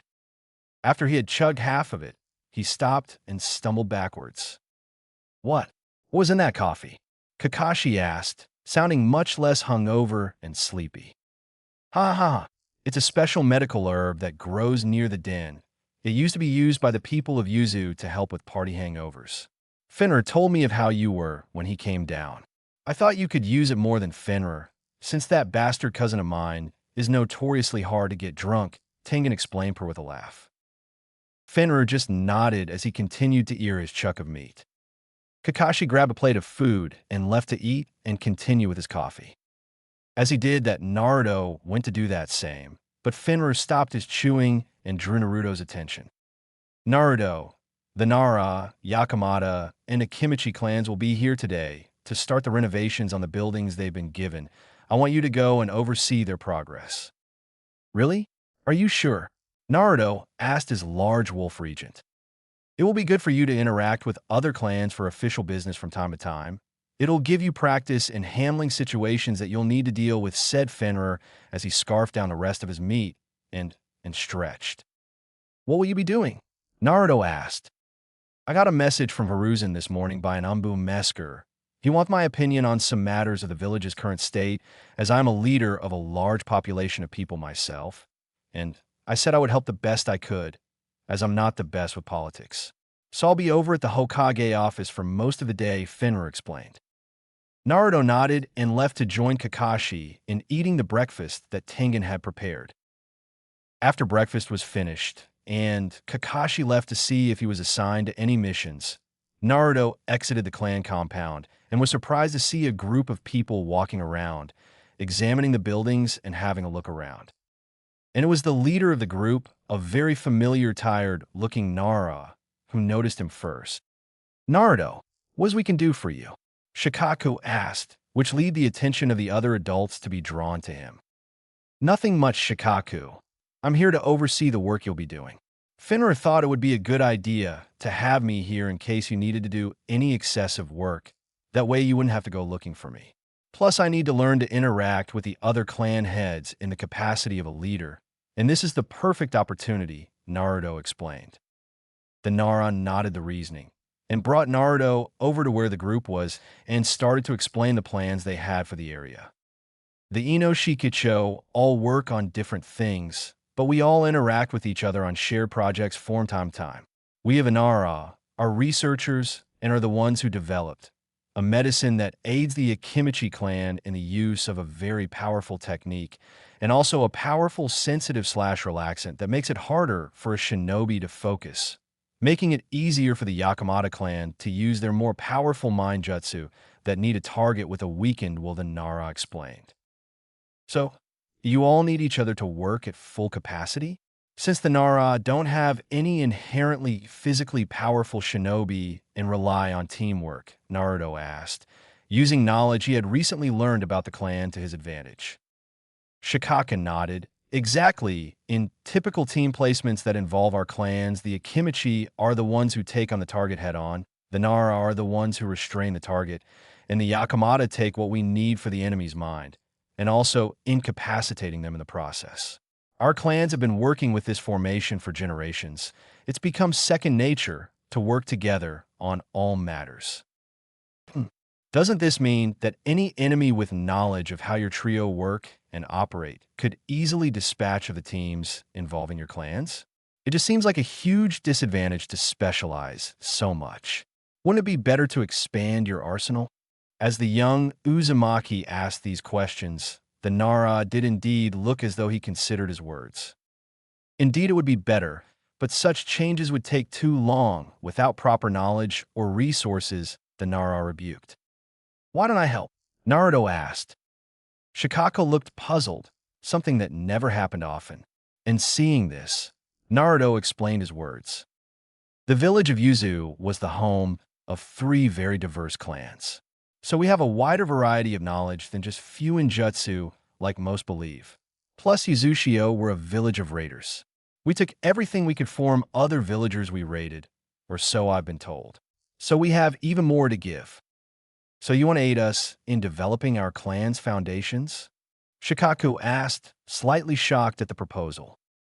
Of course, we are all clans of Konoha, and as much as the people have mistreated me, it is still my home, the home my father and mother died protecting. If I can help in any way, I won't mind sharing what knowledge the Uzumaki clan has in our vault. But I have a few conditions for such a deal, Naruto said. The Nara clan head was again for the second time today shocked. He expected Naruto to be a naive boy with no real agency, except for wanting to be a shinobi. But he seemed much more capable than what Shikaku initially thought. What are these conditions? One of the elders of the Yakamata clan that had come along to represent his clan asked. Nothing too costly, you can be sure. I just want a few things. First is a simple exchange of knowledge. While we don't want any clan techniques, any research the Nara has on medicines would be greatly appreciated. The Akimichi can contribute a slightly larger amount of the monetary income from their businesses, along with any delicious recipes they might have. And I want help from Inoichi personally for a private matter. May we know the nature of this matter? The Yakamata clan elder asked. It involves the Kyuubi, Naruto said simply. The mention of the beast caused everybody to freeze. But all the people nodded in agreement. Shikaku, especially feeling like he was taking advantage of the young redhead. Is that all? There's so much more we could give. Is that really all? The Nara asked. Naruto nodded. We don't have any real use for anything else. The medicine knowledge is more for just the sake of having it to study. I've always liked the idea of knowing a little something about medical ninjutsu and medicine. The money and recipes are for our parties, which will most likely happen again and in greater force than ever. As for Inoichi's help, it would help me greatly if he could help me talk with the beast inside of me. Naruto's words made Shikaku uneasy. Talking to a beast that destroyed so many lives and had wrecked the village? It wasn't a very logical thing. Are you sure you want to talk to it? Is it even possible? Shikaku asked. Naruto nodded. Fenrir spoke of my mother and Mito Uzumaki talking to the beast on at least one occasion each. I want to try and get on amicable terms with it. Amicable terms? The Nara clan head questioned. Naruto once again nodded. Yes, I've heard of the power Jinchuriki can have, but what use is that power to the source of its struggles against me and tries to undermine my efforts in using its power? So, you want to be able to use its power without it pulling back? In order to help the village? Shikaku came to the conclusion. Naruto nodded, execly. Hiruzen will only be around for so much longer, and not many candidates for the Kage position have shown themselves. I want to be at least in the running for the position, so I might make this village a better place. Hearing Naruto's words, Shikaku truly felt he didn't know anything about the boy in front of him. Putting the subject aside for a later date, they continued with their original reason for being here. Planning out the use for the buildings the clans would be using. After working with the representatives from the three clans for most of the day, Naruto called it a day shortly after they all finished with the planning and left. As he entered the main house of the Uzumaki compound, he saw Fenrir lazing around in the dining area with a large bottle of alcohol and a few documents. Hey Fenrir, how was working with Hiruzen all day? Naruto asked, having already decoded the look that Fenrir had on his face and the fact he was drinking while doing work. It must not have been good. It was boring as hell. The village is a mess, and it is kept together by literal string and glue. It's a balance so delicate that I almost feel bad for messing with it the way we have. Almost, he explained as he took a large sip from his alcohol and continued to pore over documents. Naruto hadn't much though ton the impact he had had on the village when he became Uzumaki clan head, revived his clan, and now was making plans on helping other clans become stronger. Speaking of which, he explained to Fenrir his plan and the preliminary deal he had struck with the Inoshikacho. Fenrir was genuinely surprised by Naruto and the way he had handled things, and said as much as when he answered. You've come a long way, Naruto. It surprises me how much like you parents you really are. As for the deal you've made, I like the idea. Having stronger allies who can do more for us in the long run is an idea I had been thinking of, but you've turned it into a reality. Good work, the Wolfman said as he gave Naruto a side hug. Naruto smiled. just accepting the praise. After he talked with Fenrir about the possible help and improvements they could offer to the Inoshikaicho, Thai had come up with a bunch preliminary ideas that would need to be gone over with them. The Yakamaka took the role of mental health experts with the civilians and shinobi who needed the help after traumatic experiences. Why not step that up to the next level with offering them the knowledge of medical jutsu that the Uzumaki had in the vault? After the appropriation/reclaiming of everything that was Uzumaki property, the amount of knowledge now quite a lot more, especially since the Uzumaki made quite the amazing healers with their vitality-filled chakra. And according to Fenrir, his own grandfather, while being a seal master, had dabbled in the medical arts and had been quite successful in making small innovations.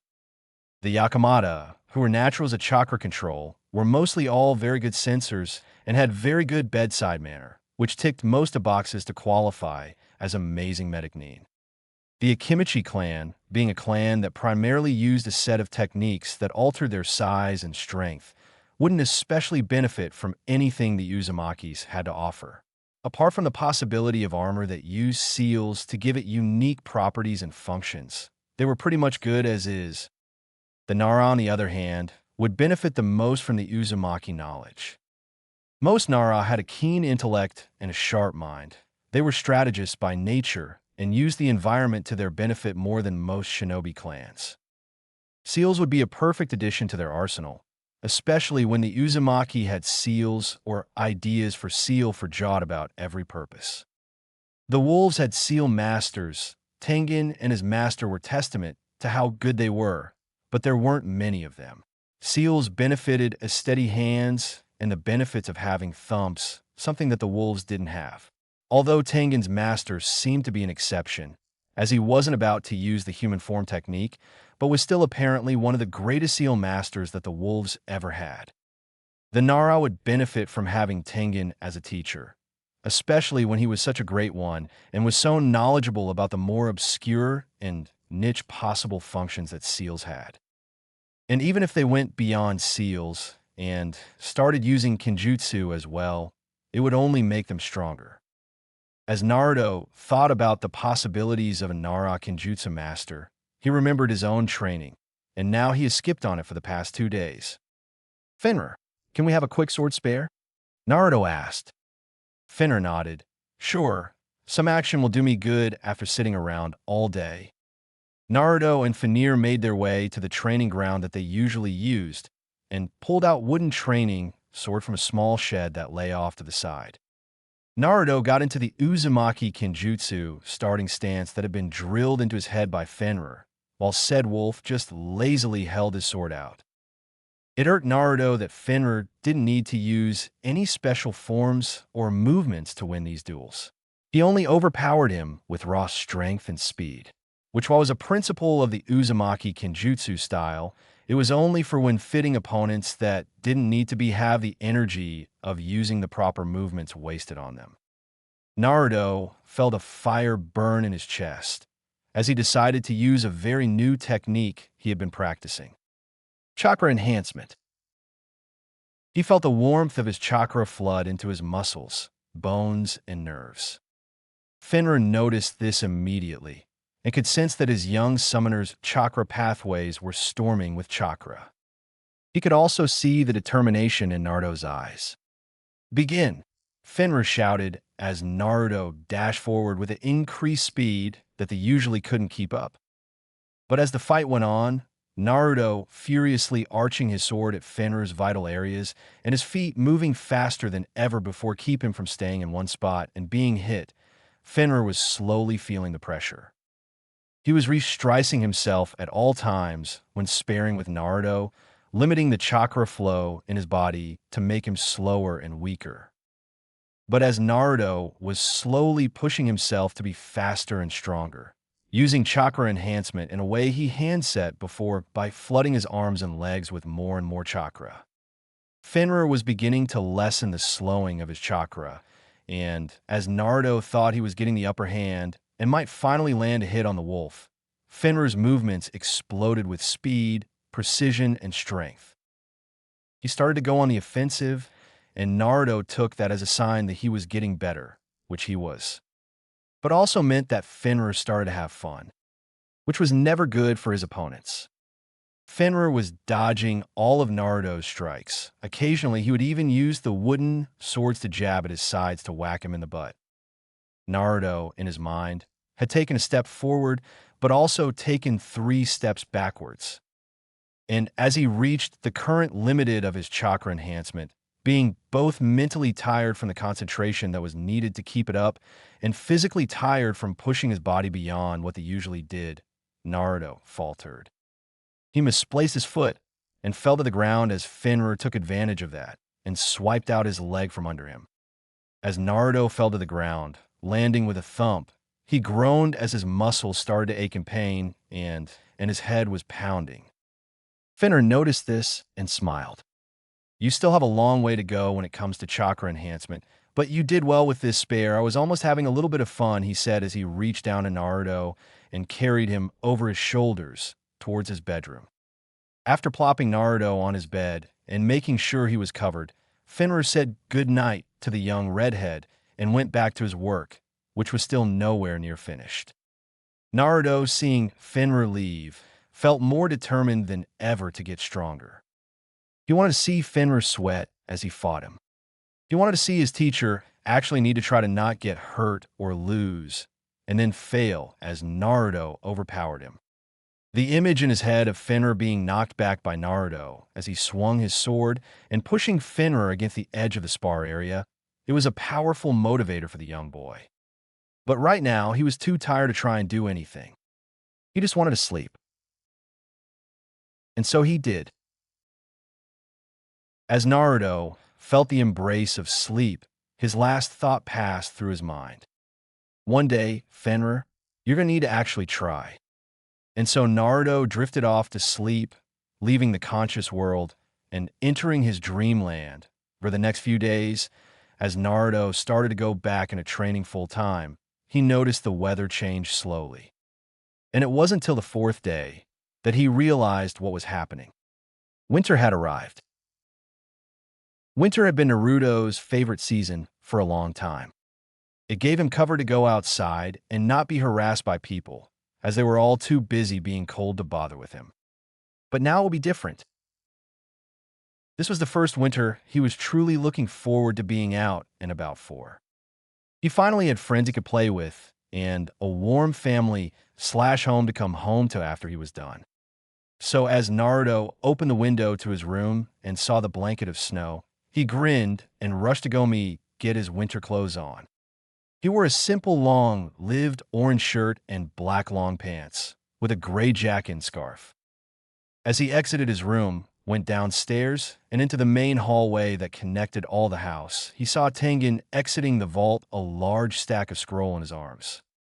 Need some help, Tengen? Naruto asked the wolf, who had become like a brother to him. Tengen shook his head. I'll be fine, Naruto, but it's good that you're here. I was meaning to ask you something. Sure, ask away, Naruto said as he opened the door that Tengen wanted to go through and followed him. Fenrir told me about your progress in Kenjutsu, and he wanted me to extend an offer to you, Tengen explained. What offer? Naruto asked with a slight tilt of his head.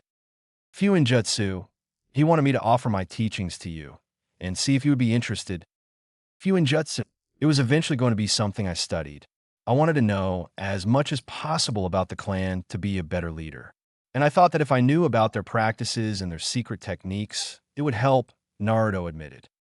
Tengen nodded. It is an excellent plan. Knowing a wide variety of stuff is key to a solid foundation. But just try to not spread yourself out too much. Try to pick a few specialties. I guess Kenjutsu will be one of them then. As for the others, I haven't decided, Naruto said. He truly did love sword fighting, and the promise from Fenrir to give him a very special sword if he graduated the academy at the top of his class was too enticing to give up. Then why not give Fuinjutsu a try? Seals are an amazing thing, and it's even more so with access to your clan's teachings. I myself have progressed a lot just with access to their hidden knowledge, Tengen suggested as he sat his scrolls on the dining room table, where Kakashi was already eating his food. Sure, We can start whenever you want to. Just make sure Finra knows so he can readjust his schedule. He seems to be stressed with Hiruzen asking him for help a lot these days, Naruto said. Yes, I have noticed that as well.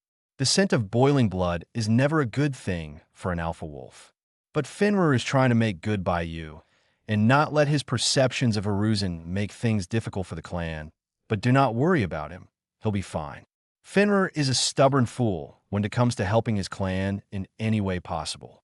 He won't let a little bit of paperwork kill him, Tengen said with a chuckle.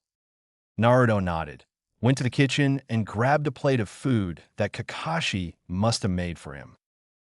After eating Kakashi's food and saying thanks to his elder brother, Naruto went to go and have a little walk around the village. He planned to go see Sasuke, Ino, Shikamaru, and Choji at some point today and have some fun. But for now, in the early hours of the morning, he decided to just walk around and enjoy the peaceful atmosphere. The streets were empty for the most part. Only a few people were out doing early morning workout in the snow. Naruto, being the ever-training energetic boy he was, took this time to see if he could practice his chakra sense. He had started a few days ago and was making a lot of progress. Although he couldn't passively sense any smaller amounts of chakra, if they were big enough for his current senses to pick up, he would notice them. But his strength lay in active sensing. His senses grew stronger as he focused on the feelings he got from the surrounding area. He felt the presence of a few regular civilians, but those were the ones doing their early morning work. But what did catch his eye was the feeling he got to form a spree of streets over.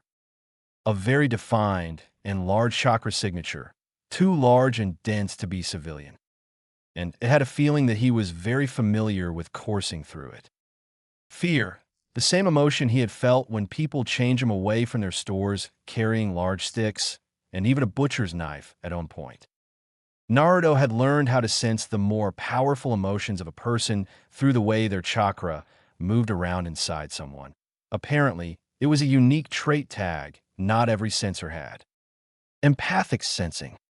As Naruto got closer to the scene, he felt the lower chakra signatures surrounding the higher one.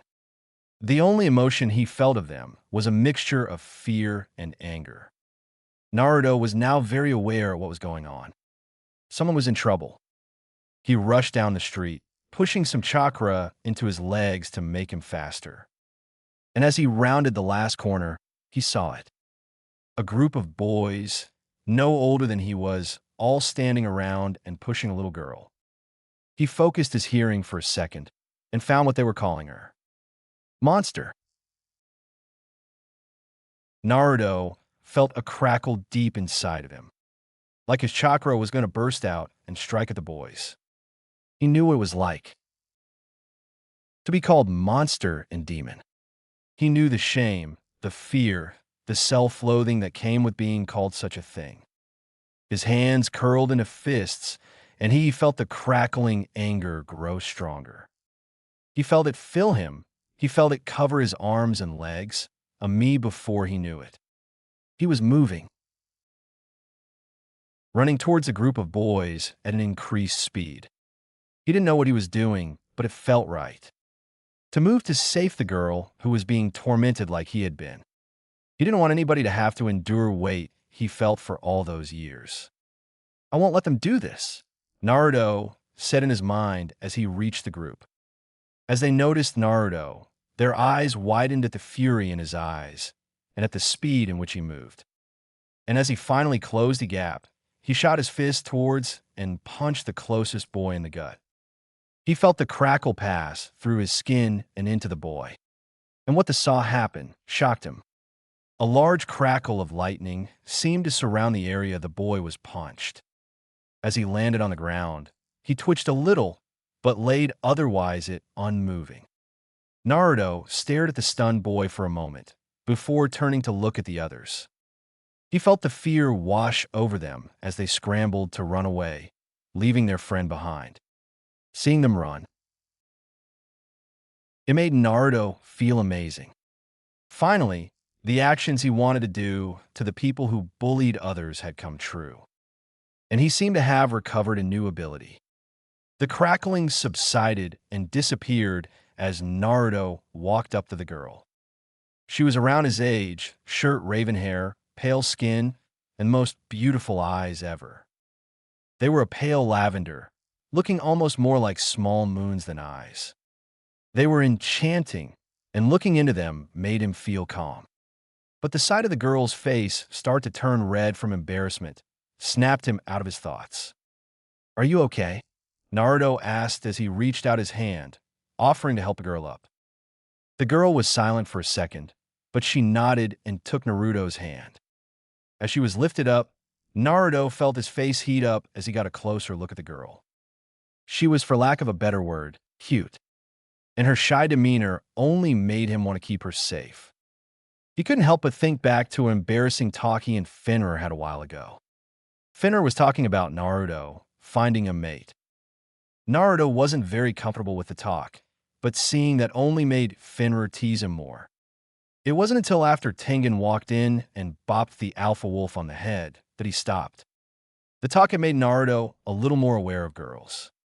He noticed how Ino looked when he saw her, being elegant and graceful in her movements. And now it was happening again. The cute, shy girl in front of him, who he had just saved from a bunch of bullies, looked so cute. Shaking those thoughts away, as they weren't very appropriate for a young boy to be having at this stage of his life, Naruto's mind returns to the conversation. "I'll be fine.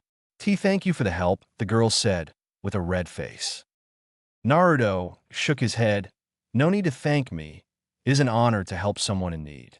I just wish I could have gotten here sooner," Naruto said. "How did you find me?" she asked. "I could feel your fear in your chakra. It was strong. I wanted to see if there was anything I could do to help," Naruto said with a grin. Silence fell for a second between the two, but Naruto realized he didn't even know the girl's name. "My name's Naruto Uzumaki. It's nice to meet you, miss." Hinata Hyuga. "So, you're the Uzumaki boy? The one that became clan head?" Hinata asked. Naruto nodded. "Am I that famous?" he asked with a goofy smile. Hinata blushed again. "My father is the Hyuga clan head. He has been talking about you to the clan elders." Hearing that this girl was the Hyuga heiress, he immediately realized something. "Why is she alone?" "Hinata, why are you out alone? Shouldn't you have someone to guard you?" I snuck out after a fight with my father. I wanted to be alone for a while." Hayashi Hyuga, the man, if Naruto remembered correctly, was the one to complain about having to pay debts to the Uzumaki clan at the first clan meeting he went to. "Want me to take you home?" Naruto asked. Hinata blushed a furious red, but nodded all the same. As she led Naruto to the Hyuga compound, they made small talk, Naruto asking questions about her, and Hinata occasionally doing the same. Naruto didn't ask about the fight she had with her father, but he could tell the closer they got, the more fear she had. She was dreading going back to the Hyuga compound to face her father. And Naruto, unable to keep silent about it, offered her some help. "I could talk with your father for you. I can feel the fear of going back in your chakra. If you want, I could talk to him. Clan head to clan head." Hinata stopped and looked into Naruto's eyes. She was stunned. You do that?" "Yeah, I mean, we're the same age, right? And if we're going to be in the academy together, I might as well make friends with you. I've never really had any friends up until a few days ago. The more the merrier, right?" Naruto said with a smile. Hinata nodded and continued to guide him. This time, she seemed to be thinking about things, so Naruto let her think. As they arrived, two Hyuga guard approached, the chakra in their eyes flaring. The Byakugan. Naruto recognized the dojutsu of the Hyuga clan from talking about the various clans with Fenrir.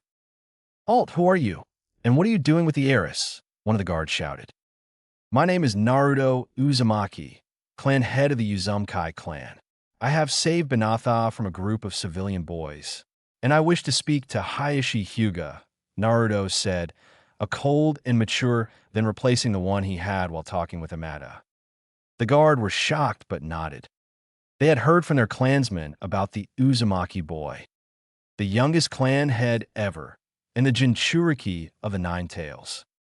They opened the gate, and Hinata and Naruto walked through.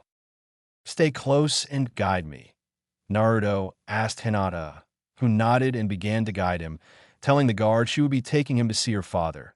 The door to the Hyuga clan head office was now in front of him. He looked at Hinata, giving her a reassuring smile, before knocking on the door. "Enter," the voice of Hayashi echoed from the other side. Naruto entered the room, Hinata close behind him. Hayashi looked up from his paperwork and saw the two young children. Naruto could tell he wanted to say something to Hinata, and that he wasn't because of Naruto's presence. "Naruto Uzumaki, what do I owe the pleasure of this unexpected visit?" he asked as he put down his paperwork and focused on the red-haired boy. "Lord Hyuga, I came across your daughter in the streets, as she had encountered some trouble with some civilian children. I just wanted to make sure he got home safely after scaring them off." Hisashi was shocked to hear this, but he didn't let the shock show that much. Instead, he glanced at Hinata for a second, then back to Naruto. "May I ask who these children were?" Hayashi asked, obviously holding back his anger. "Not sure. I didn't get a chance to ask before I knocked one out, and the rest of them scampered away like rats," Naruto said casually. "Well, I thank you for your help, Uzumaki. You may leave, and I will deal with the situation, dash." But before he could finish, Naruto cut him off. "I'm sorry to say this, but I'm not done here," Naruto said. Hisashi looked shocked at his words, but gestured for him to continue, curious about what the boy had to say. "I'm not one to question how parents raise their children. I'm not old enough to know about that. And my parents died when I was born, but I can say for certain, then when a child is dreading coming home after they've been bullied, well, that the parent is obviously an incompetent fool." Naruto felt some of the pressure of Hayashi's chakra burst forth. His knees buckled slightly, but he didn't move.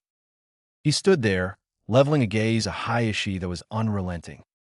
Hinata had hid away behind Naruto even more, not wanting to feel the anger her father was projecting. "You have no right to question how I raise my children, boy," Hayashi said, his voice laced with venom and rage. "And you have no right to be this much of a disgraceful father," Naruto shouted, making Hiyashi pause. "The moment I walked in here and you looked at her, I could feel the disappointment you felt. Your own daughter knew it. It's why she didn't want to come home. I could feel her fear, and it was all directed at you. What type of selfish, arrogant fool would let his daughter not feel safe in her own home?" Naruto felt the crackle return to his body as he yelled. Hayashi was shocked, but he didn't let it show for more than a second. "I have done everything I can for Hinata and her sister. You have no idea what I have lost. You have no right to tell me how to act," he said, his voice slipping into a slightly shouting tone. "I have every right. I lost everything. I had nothing for years until I was told by Fenrir who I was. So if anybody has no right to tell someone how to act, it is you," Naruto said as he stepped forward, feeling the crackle rise in his chest. Hayashi just sat there in silence for a second before shaking his head. "This conversation is done. You will leave my clan's compound, and no Uzumaki is welcome to return." As he spoke, he glanced at Hinata. "Your punishment will be decided later." It was at those words that Naruto felt his last string of sanity snap.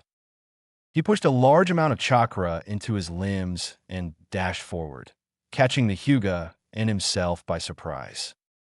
Naruto felt faster than ever before. He felt the crackle wash over him like static and seep into his body as he moved to strike at Hayashi. But Hayashi was still faster and caught the boy's punch with his hand, his Byakugan activated and his chakra flaring. Then with a well-placed open palm strike to the side of his neck, Naruto felt his body go numb. He collapsed onto the ground, feeling his chakra slowed down to a crawl. The crackle had all but disappeared apart from his chest, where it seemed to be bottled up and struggling to get out. "You are fast, I'll give you that, Uzumaki, but you're nothing in the face of the Byakugan and the gentle fist," Naruto felt the crackle grow stronger. He felt it as it burned a hole in his chest, as the pressure was building and building, until suddenly Naruto could hear the buzzing in his ears. He felt the crackle push through to his limbs, returning the feeling to them, and he felt the heat under his skin as his nerves came alive with energy. As he stood, Hayashi seemed to be shocked into silence. Naruto pushed himself off the ground and stood up, leveling the dirtiest of stares at the Hyuga. "You have no right to talk to her like that," Naruto said, his voice having a slight buzz to it. Every word seemed to vibrate in the air. Hayashi narrowed his Byakugan at his young opponent. "Your chakra network won't last long like that. I suggest you stop whatever it is you're doing before you hurt yourself," Hayashi said with a condescending tone. Naruto's chakra flared in anger as he dashed again. Sliding under the table, he aimed a kick to the Hyuga's knee. The kick managed to graze him, and the effects were immediately recognized by the Hyuga as he stumbled backwards, his right leg now numb. Taking this chance to strike again, Naruto went to aim a punch for the man's head. But he stopped, his ears picking up on the soft crying of a girl. He turned to see a crying Hinata as she looked on at the fight. Farida felt his heart sink. "What am I doing?" he asked himself. He felt the crackling disappear as he turned to face the girl who he had saved. "Hinata, please don't cry," he said. The girl looked up, seeing the boy who had saved her. Naruto was now in front of her, feeling ashamed of himself. He had let his emotions get the better of him, and for that, the girl was now crying over the fave that her father and her savior were fighting. Over her. She must be feeling terrible, he thought. Hinata wiped her eyes and hugged the boy. "Please, don't fight," she pleaded. Her voice was soft and filled with fear and shame. Her chakra was the same. "I'm sorry, Hinata," the boy said as he hugged her back. Hayashi looked on at this with shock and a little bit of shame. His daughter was crying, and he had been too busy trying to fight a child to notice. He felt like a failure, just like the boy said. Hisashi limped over, the feeling in his leg slowly returning. Naruto released the girl, who was both crying and blushing, and turned to the Hyuga. "I'm sorry for what I said," Naruto said. "I shouldn't have said any of what I said." "No, it is I who should be sorry. You were only trying to help, and I let my emotions get the better of me," Hayashi said, feeling like a fool for letting his pride get in the way. Asterisk, I think I should get going. I had plans to see some of my friends today. "I've probably caused enough trouble for the big of you today," Naruto said with a wry smile as he walked towards the door. "Uzumaki," Hayashi said, stopping the boy. Naruto stopped and listened. Would it be okay if you take Hinata with you? She doesn't have many friends, and I would feel better if she had one like you around to keep her safe." The Hyuga was red in the face, feeling embarrassed to be asking a child such a thing. But Hayashi quickly entered shocked state as the boy smiled and nodded. "I would have asked myself, but I didn't want to assume you'd be fine with it after all that," the boy said as he grabbed Hinata's hand and pulled her along. "Come on, I'll introduce you all to the others," he said with a smile, as Hinata's own smile seemed to shine through. Leaving Hayashi alone in his office, with his thoughts, the day had passed quickly and amazingly. Naruto had collected his friends, and Hinata had gotten to know and made friends with everybody. Even Sasuke had been not so abrasive as he usually would have been. They all played hide and seek, had a few snowball fights, and ended the long day by making a few snowmen in the park. The Ino Shikicho trio all went home after that, as it was getting late, and Sasuke said he was going to be late for his training if he stayed any longer. Leaving Hinata with Naruto. "Want to walk you home?" Naruto asked the shy Ravenet. Hinata was surprised, but nodded shyly, and Naruto led her back to her clan compound. As they arrived, Naruto was met with Hayashi, who shared a grateful look with the red-headed boy and a nod. Hayashi then took Hinata with him, holding her hand as they walked, which seems to make Hinata happier than ever. Naruto smiled and walked back, a lot on his mind. Twice today, he had used an unknown technique, once to stun a bully and the other in the fight with Hayashi. That feeling of crackling heat and pressure in his chest, it wasn't how Kakashi described how lightning release felt when using those techniques. Maybe Fenrir will know what it was. Naruto thought as he walked his way to the Uzumaki compound. Once inside, Fenrir was already waiting for him, an expected look on his face. You certainly know how to keep a wolf in his paws, you know that. Fenrir said as she hugged Naruto tightly. I'm not sure what you mean, Naruto said with an honest chuckle. Fenrir released Naruto and gave him a few sniffs. His grin grew wider. You smell of a lightning storm and battle, boy, and don't think I wasn't keeping an eye on you today with my senses. I saw what happened. Most importantly, I felt it. Naruto chuckled. Then can you tell me what that was? That feeling of crackling pressure that helped me fight those bullies was helpful.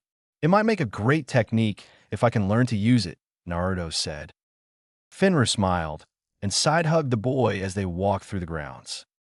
I had only seen it once. It was the pinnacle of Kekkei Genkai, more so than any other in the elemental nations. The wood release of the first Hokage was no match for it. No dojutsu could match the raw power and strength that it offered. And it was supposed to be a mutation, something that would never happen again in a million years. But you're just full of surprises. So, it was a bloodline? Naruto asked. Not just any bloodline, it was storm release. A combination of someone who has the wind, water, and lightning natures in perfect balance, plus the vitality to store such energy. Your grandfather never truly utilized it to its full potential, but he still beat people hundreds of times stronger than himself with it. The first Hawk was one of them, and so were a few very powerful Kage from other villages, Fenrir explained. What can it do? Naruto asked, excited at the possibilities. It will take time to master, as what I saw today was pretty much what your grandfather told me what it was like. It started weak, but as he trained, and as he grew, he began to build power that was unrivaled.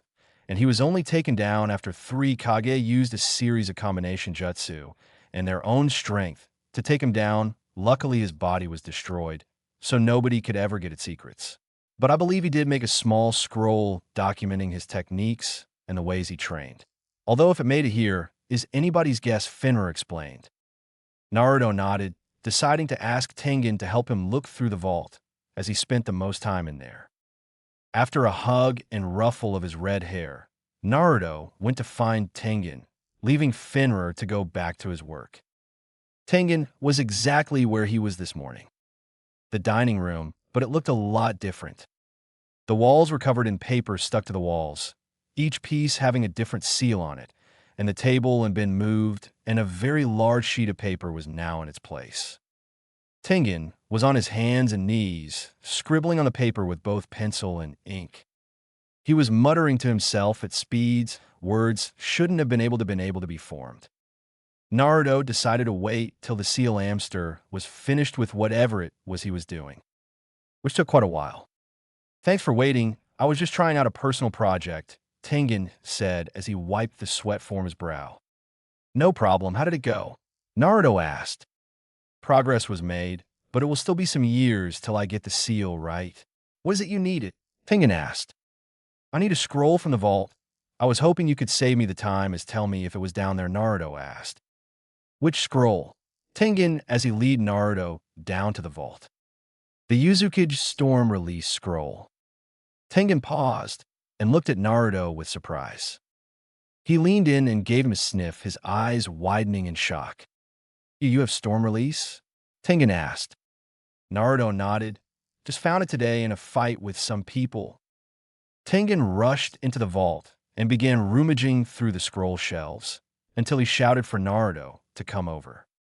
As Naruto went to where Tengen was, he saw it. A scroll as long and thick as Tengen's arm. There was no discernible feature other than a storm cloud that had been printed on the scroll's seal.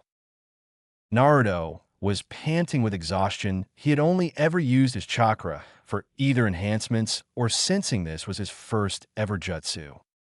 The feeling of chakra leaving his body in such amounts was definitely new to him. Gonna have to start with control exercises again. Fenrir was a stickler for deals, and he made sure there was no loopholes when offering him the chance to lead Storm Release.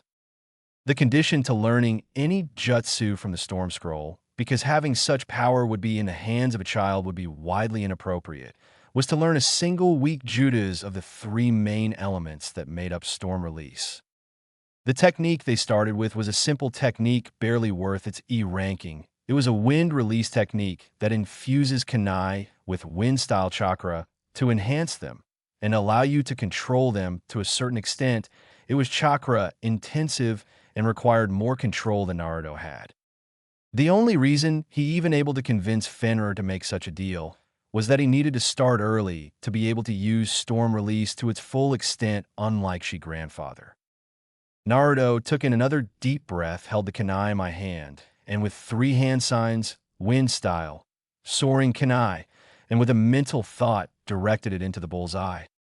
The kunai wisped through the air, gliding through it like a fireball through ice. And with a solid asterisk thunk, the kunai landed just a few centimeters from bullseye. Yada! Naruto exclaimed, having reached a new personal best for his aim. But being able to use it properly wasn't mastering it, but he wasn't far off from doing that. These techniques were easy to master, and the speed at which he was progressing was a testament to that. Just give me another week or two, and I'll be able to do it at least a half seal, he thought. And with that, he threw himself back into training, grabbing a new kunai from the small pile of them next to him, and he continued to throw kunai at the targets. The next few days were full of training for Naruto. He was still working on his soaring kunai and just overall chakra control. But in between that, he worked hard in physical training, kenjutsu, and working on his passive senses. He worked harder than ever to try and get stronger. But he seemed to have reached a control bottleneck. His kenjutsu was slowly getting better, but his chakra-related training had slowed to a halt. He needed something to kickstart a breakthrough of some kind, and so he turned to Fenrir. Fenrir, is there any cool jutsu my mother had? Something that took a lot of control to use? Naruto asked as he sat at the dinner table, eating his honey-glazed pork rice balls. Fenrir seems to think for a second. Not really. She was a seal master, and, apart from the occasional water jutsu, she didn't have anything special. Unless you count her sealing chains, the wolf said as he bit down into his own rice ball. Sealing chains? Naruto questioned. He hadn't heard about those before. Fenrir chuckled. They were magnificent. The pinnacle of Fuinjutsu distilled into a bloodline that most uzumaki had. They were golden chains that sprouted from the user's back. They were used to seal away chakra from opponents and even used to fight the tailed beasts at a few points. They were amazing to see in action. But thinking of it now, you might be able to awaken them. Really, Naruto was excited at the prospect of learning something his mother could do, even if to only make him feel closer to her. Sure, I believe the Uzumaki had a seal that drew out the chakra necessary to form them and then shaped the chakra into the chains. It's a first-time activation kickstart sort of thing, and it would certainly be helpful if you ever want to control that bastard fox. Naruto was confused at the way Fenrir talked about the fox. Do you know him? You seem to speak with such familiarity, Naruto asked. Fenrir chuckled at his words. Familiar is putting it lightly. My father and that sly fox were acquaintances. I knew him before he was sealed in Mito Uzumaki. But at that point, he was bitter for the way humans had been treating him and the other tailed beasts. My father disagreed with the Uzumaki's choice to seal him away, but he respected the fact that they did it because he was getting too wild and was a danger to Konoha and Yuzu. To make a long story short, we did have a rivalry going on, me wanting to beat him in a fight and prove myself better than the mightiest do-the-tailed beasts. Fenrir had a strange look in his face, one of sadness and longing. Naruto had never seen him like that before, and it made him feel bad. Well, is there a way to talk to him? I mean, if I could, maybe you can too? Naruto asked. Fenrir looked up with surprise, but he just shook his head and chuckled. That would require either a Yakamata with enough strength of will to approach the fox's soul, or a deep dive into the seal itself. Both are a bad idea, especially with how you are now. Too rowdy and easily swayed by your emotions, Fenrir said. Naruto finished his rice balls and stood up. Then what if you came with me, into the seal, and kept me in check? Fenrir stopped and sighed. You're asking me to directly touch your soul with my own. It might be safe because I have good control, but there might be something that goes wrong. I couldn't live with myself, and I somehow ended up hurting you, Fenrir said. What if Tengen used a seal? Naruto asked, looking over at Tengen, who had been quietly listening. I mean, I could whip something up. To keep things stable, Tengen said, a few thoughts running through his head. Fenrir looked at Tengen, his eyes filled with hope. Could you really make it safe? He asked, his voice more serious than ever. Tengen nodded. If you want to awaken the chains now while I sort out the seal, we could do it tonight, Tengen said confidently. Fenrir thought for a second. He was conflicted. He could see an old friend and do it without hurting his family. But it would also make things harder on Naruto. If the fox saw Fenrir working with the boy he was jailed in, it might cause trouble with him. Was he going to risk it? Fenrir, in the inside, and stood up. Okay, we'll do the chains now, and as for the fox, leave it till the morning. I want to inform Hiruzen that we're going to be making contact. It's the least amount of respect I can give the man, Fenrir said. Tengen nodded and finished off his rice balls, leading Fenrir and Naruto to his sealing lab. Naruto AAT in the middle of the seal, a large piece of paper stuck to his shirtless back. Fenrir stepped forward and put his hands on the seal, pulsing chakra through it. All at once, Naruto felt more alive than ever, but exhausted to the point of blacking out. He felt the white-hot heat of the chains as they exited his back and curled, so they sat at the sides of his vision. They were golden, and the tips had what seemed to be large kunai like spikes on them. Naruto reached out to touch them and retracted his hand. From the shock of chakra, he felt as his fingers grazed them. He tried to stand, wanting to try to use them properly, but instantly fell to the ground, landing on his back with a thud. His muscles were weak, and he felt his vision slowly darken.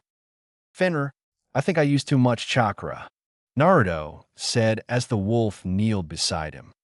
Don't worry, sleep it off. We'll be here when you wake up, the wolf said as Naruto finally blacked out. But it felt weird. He felt like he was still awake, and as he opened his eyes and found himself in what seemed to be a large underground tunnel, he was shocked to see what he saw when he sat up. A large gate in front of him, a single sealing tag placed on the lock, complex symbols etched onto the paper. Suddenly, he felt the space rumble and shake. Suddenly, from the other side of the cage, he felt a presence that was strangely alien and familiar. And as the head of a large fox, with pair of glowing red eyes, appeared from the darkness. Naruto panicked. He was frozen in place. He didn't want to make the first move in front of the Nine Tails. You really are an ugly brat, Fox said. I thought with that stupid little pup around you'd end up more handsome by proxy. Hearing the fox mention Fenrir kicked Naruto into gear. You're the fox? The one that's made my life a living hell? Naruto asked. The fox smiled a terrifying smile, his teeth as sharp as a kunai and as large as Fenrir in his small wolf form. That is me. Why? Do you wish to strike me down? To get revenge, the fox sneered.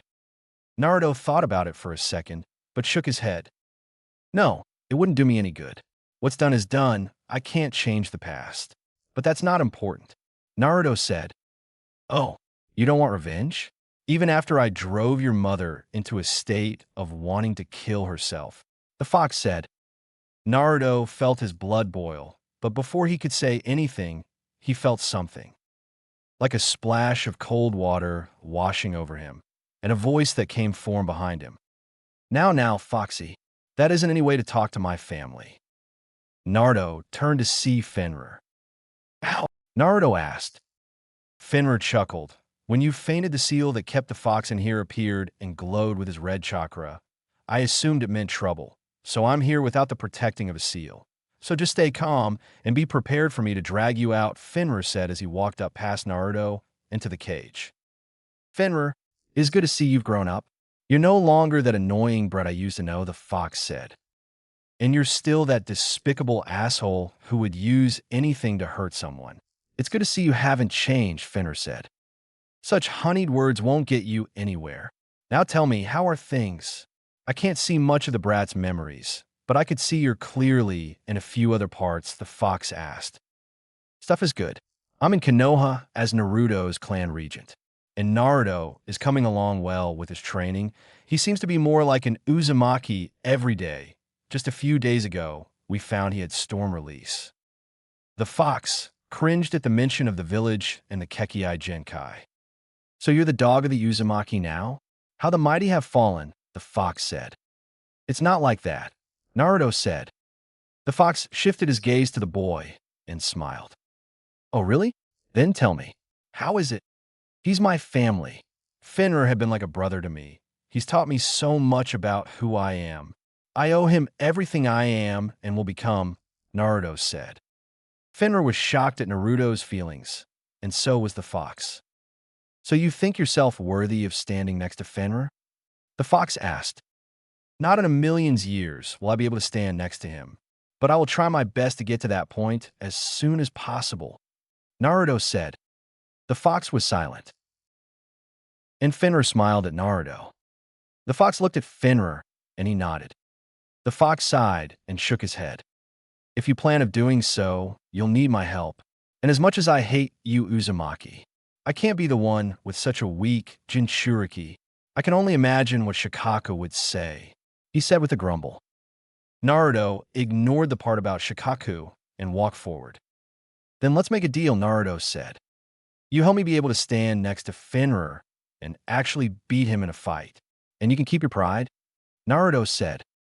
The fox shield and laughed. You think I'm so easily swayed by word? No, I will save your life when you are too weak and pathetic to defend it yourself. And in return, I want you to allow me to use your senses. It gets boring in here, the fox said. Naruto nodded, fine.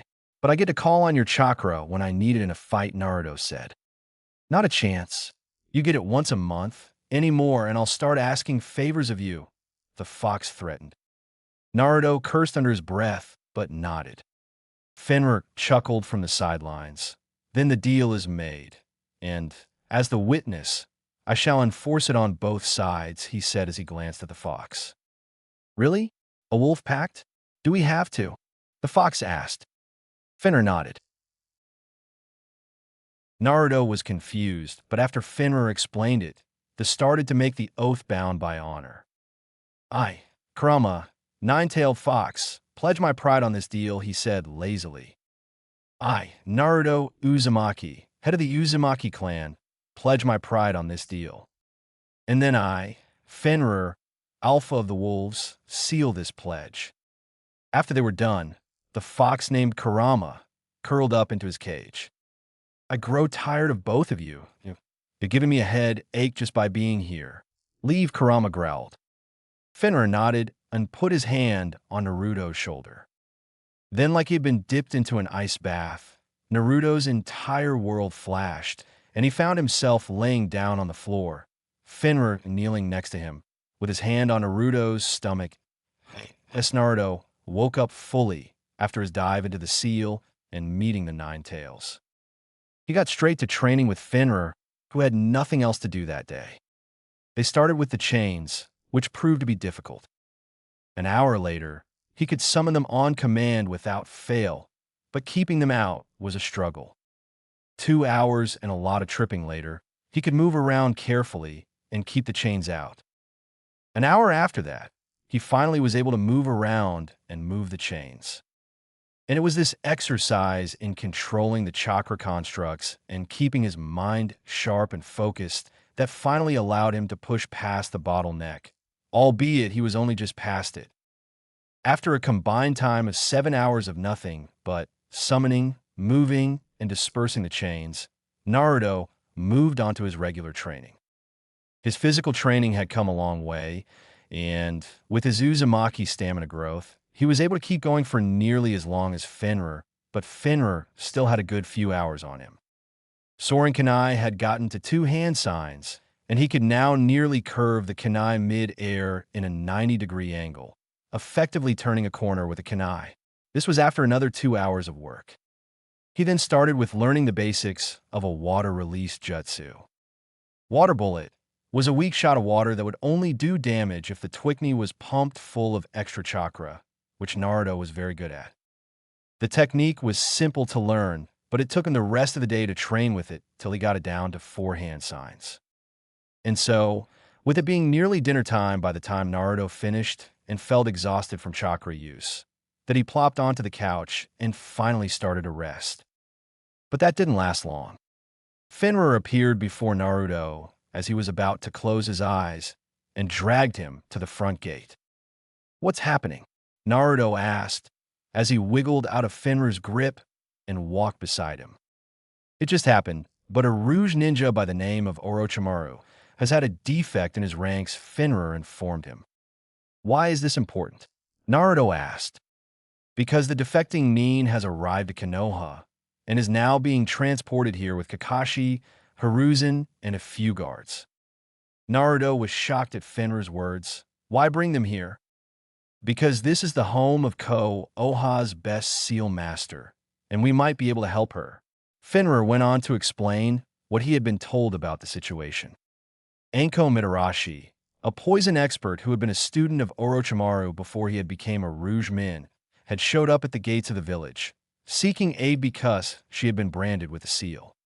She refused to talk to anybody other than Hiruzen, and when he arrived on scene, she broke down and asked to make a deal, pleading with the Hokage to accept, to be allowed back in the village, and to resume her work as a shinobi if she spilled everything she knew about her former teacher. Apparently, she had realized too late that Orochimaru wasn't as caring as she perceived him to be, and when she realized the true nature of the seal she had been branded with, she did her best to run and come straight to Konoha. Naruto didn't like the sound of the situation, but apparently Kakashi was the one who offered her the Uzumaki seal master services and had vouched for her. They knew each other from a long time ago, and from what Fenrir said, he seems to have a small crush on the violet-haired poisoner. Naruto chuckled at that, and as they arrived at the gates, Tengen already there with a bag of seal supplies, the group of shinobi had just arrived.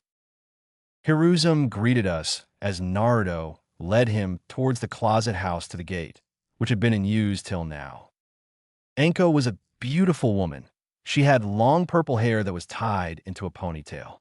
She wore a shinobi chain shirt, shorts, and a long brown coat, and underneath the collar the left side, Naruto felt the seal that these had been branded with. He felt disgusted just by feeling it, and he didn't even know what it did. But as Tengen sat Anko down and examined the seal, his expression was filled with disgust and horror. This seal, it is a brand on her very soul. It has a part of Orochimaru's soul in it, and works by corrupting chakra and making it more potent. But the soul piece in the seal, it will also corrupt her mind if used too much or not sealed properly. She will become dependent in the seal's power and become more corrupt and vile as she uses it. Orochimaru has truly tried his best to make the seal a permanent, and as far as I can see, he did a good job. Anko froze at his last words. "Can it be removed?" she asked, her voice weak and trembling. Tengen looked over the seal once more. "If I can crack the way he branded you, and if I had enough time to make and prepare the right sealing formation, I could very well remove it with minimal damage. But I'm not good at these sorts of seals. It will take a long while to work on the necessary seals for the process," Tengen admitted. "But it can be done?" Hiruzen asked, speaking for the first time. Tengen nodded. "My master could do it in a heartbeat, but he is going, and I am not him. The seals are just too complex and interconnected. One wrong move, and I could very much trigger one of the numerous fail-safes and dead switch that have been placed in the seal," Tengen said. Anko began to cry, and Kakashi moved to her side to counsel her. Hiruzen gestured for us to follow him out the building, and Fenrir and I did so. I'm afraid that she will be a liability of not watched. She has information that we could use. But her want to be reinstated as a Shinoni will not work, even if Kakashi vouched for her, he said. Then what do you want to do? Naruto asked. Hiruzen hesitated for a second. Inoichi will be called in and will do a forceful mind breach. He will collect all the info, and we will leave Anko's mind broken and in pieces, Hiruzen said. Fenrir frowned, and so did Naruto. That isn't very fair. She can be here to offer her info in exchange for help. She made a mistake, but she doesn't deserve to be defined by it, Fenrir said. Hiruzen frowned. It would take too much to convince the village she is on our side, and she never had the most friendly personality, and the fact she had defected once will cast doubt on her loyalty. Naruto was angry. Sure, Anko had betrayed the village, but she was back now begging for help. It didn't sit right with him to just break open her mind and turn her into a broken husk. What if we took her in? Naruto asked. Fenrir looked at Naruto in surprise, and so did Hiruzen. If Tengen can seal off the brand and make it impossible for her to be influenced by the seal, and I inducted her into the clan, and I vouched for her, could she stay? Naruto asked. I suppose, but it would mean a single slip-up, and the village would be out for her head, and would be demanding your clan pay reparations, Hiruzen stated. Naruto looked at Fenrir, his eyes filled with determination. Fenrir chuckled at his young summoner's look. Kakashi will be her watcher, Tengen will seal off the brand, and you, Naruto, will be the one to wipe the brand away, Fenrir said. Naruto nodded. If I can help her by learning how to, I'll become the best seal master to ever walk this earth, Naruto said with determination. Hiruzen sighed and nodded. Fenrir sighed, hugging Naruto. Then I shall make the preparations, Hiruzen said. Anko had been informed of the deal that had been struck, as that she would now be a part of the Uzumaki clan and would work as one of their shinobi. She was doubtful that Naruto had good intentions, but Kakashi argued that, and once Fenrir swore on his life that Naruto would keep his word, Anko agreed, tears welling up in his eyes. Anko kneeled before Naruto and Fenrir. Thank you for everything. I promise I will not fail, and I will not disappoint, she said. Naruto helped Anko up and showed her to the main house. She was given a room next to Kakashi's and went to rest. She had had a big couple of days after all, with the running for her life and not sleeping or eating much. Fenrir said he needed to go and relax with some alcohol, and went to his room where he kept his private stash of the really strong stuff. Kakashi wanted to stay and guard her room, but Naruto dragged him to the kitchen and made him help prepare some food for her. She would be very hungry when she woke up, and it would be best to have the food ready. And so, with Kakashi knowing that her favorite food was dango, Naruto and him started to prepare both a large assortment of filling, nutritious food and some dangos for later, as Naruto woke up fully after his dive into the seal and meeting the Nine Tails. He got straight to training with Fenrir, who had nothing else to do that day. They started with the chains, which proved to be difficult. An hour later, he could summon them on command without fail, but keeping them out was a struggle. 2 hours and a lot of tripping later, he could move around carefully and keep the chains out. An hour after that, he finally was able to move around and move the chains. And it was this exercise in controlling the chakra constructs and keeping his mind sharp and focused that finally allowed him to push past the bottleneck, albeit he was only just past it. After a combined time of 7 hours of nothing but summoning, moving, and dispersing the chains, Naruto moved on to his regular training. His physical training had come a long way, and with his uzumaki stamina growth, he was able to keep going for nearly as long as Fenrir, but Fenrir still had a good few hours on him. Soaring Kunai had gotten to 2 hand signs, and he could now nearly curve the Kunai mid-air in a 90-degree angle, effectively turning a corner with a Kunai. This was after another 2 hours of work. He then started with learning the basics of a water release jutsu. Water bullet was a weak shot of water that would only do damage if the Twikney was pumped full of extra chakra, which Naruto was very good at. The technique was simple to learn, but it took him the rest of the day to train with it till he got it down to 4 hand signs. And so, with it being nearly dinner time by the time Naruto finished and felt exhausted from chakra use, that he plopped onto the couch and finally started to rest. But that didn't last long. Finra appeared before Naruto as he was about to close his eyes and dragged him to the front gate. "What's happening?" Naruto asked as he wiggled out of Finra's grip and walked beside him. "It just happened, but a Rouge ninja by the name of Orochimaru has had a defect in his ranks," Finra informed him. "Why is this important?" Naruto asked.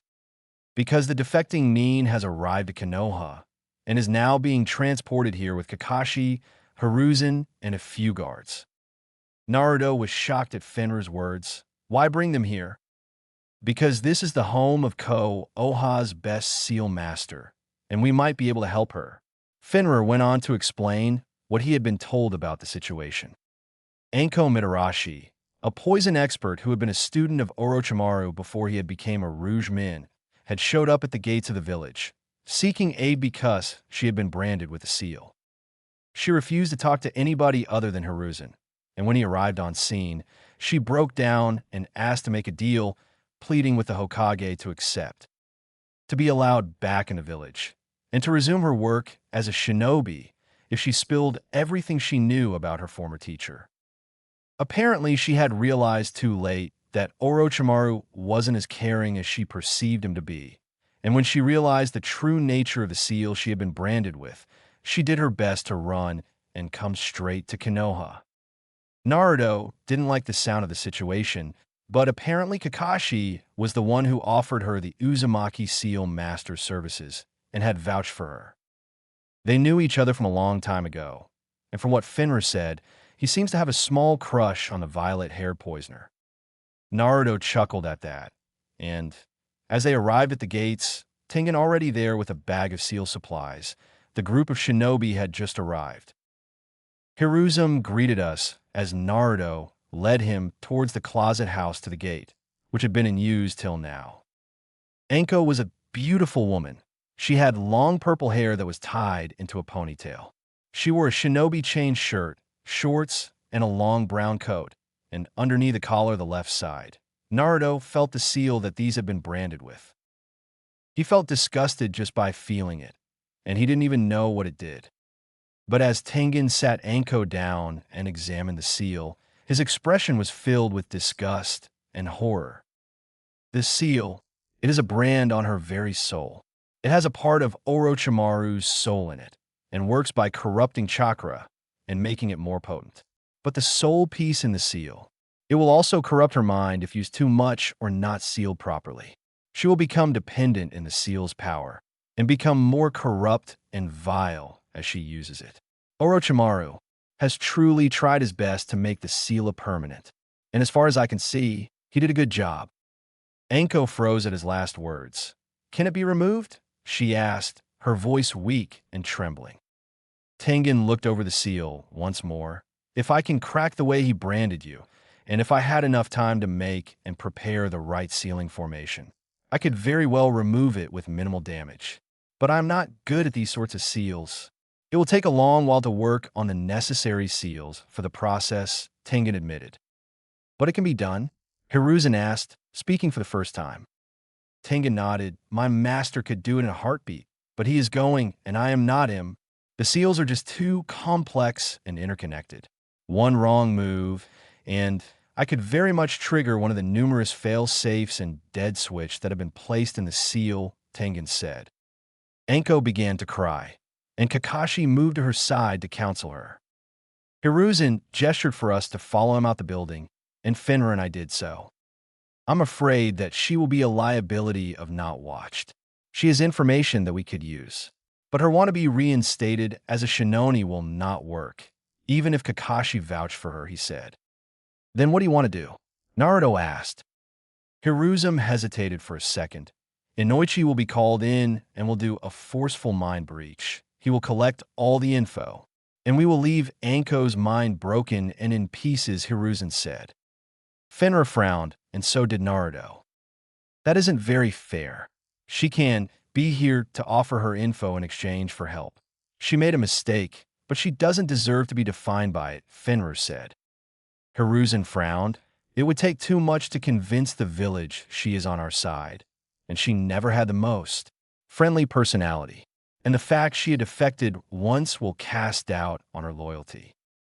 Naruto was angry. Sure, Anko had betrayed the village, but she was back now begging for help. It didn't sit right with him to just break open her mind and turn her into a broken husk. What if we took her in? Naruto asked. Fenrir looked at Naruto in surprise, and so did Hiruzen.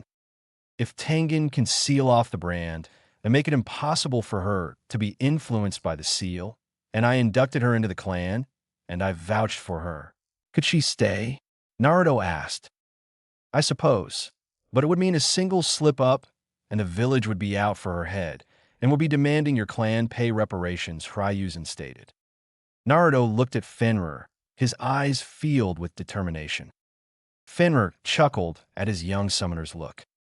Kakashi will be her watcher, Tengen will seal off the brand, and you, Naruto, will be the one to wipe the brand away, Fenrir said.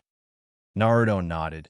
If I can help her by learning how to, I'll become the best seal master to ever walk this earth, Naruto said with determination. Hiruzen sighed and nodded. Fenrir sighed, hugging Naruto. Then I shall make the preparations, Hiruzen said. Anko had been informed of the deal that had been struck, as that she would now be a part of the Uzumaki clan and would work as one of their shinobi.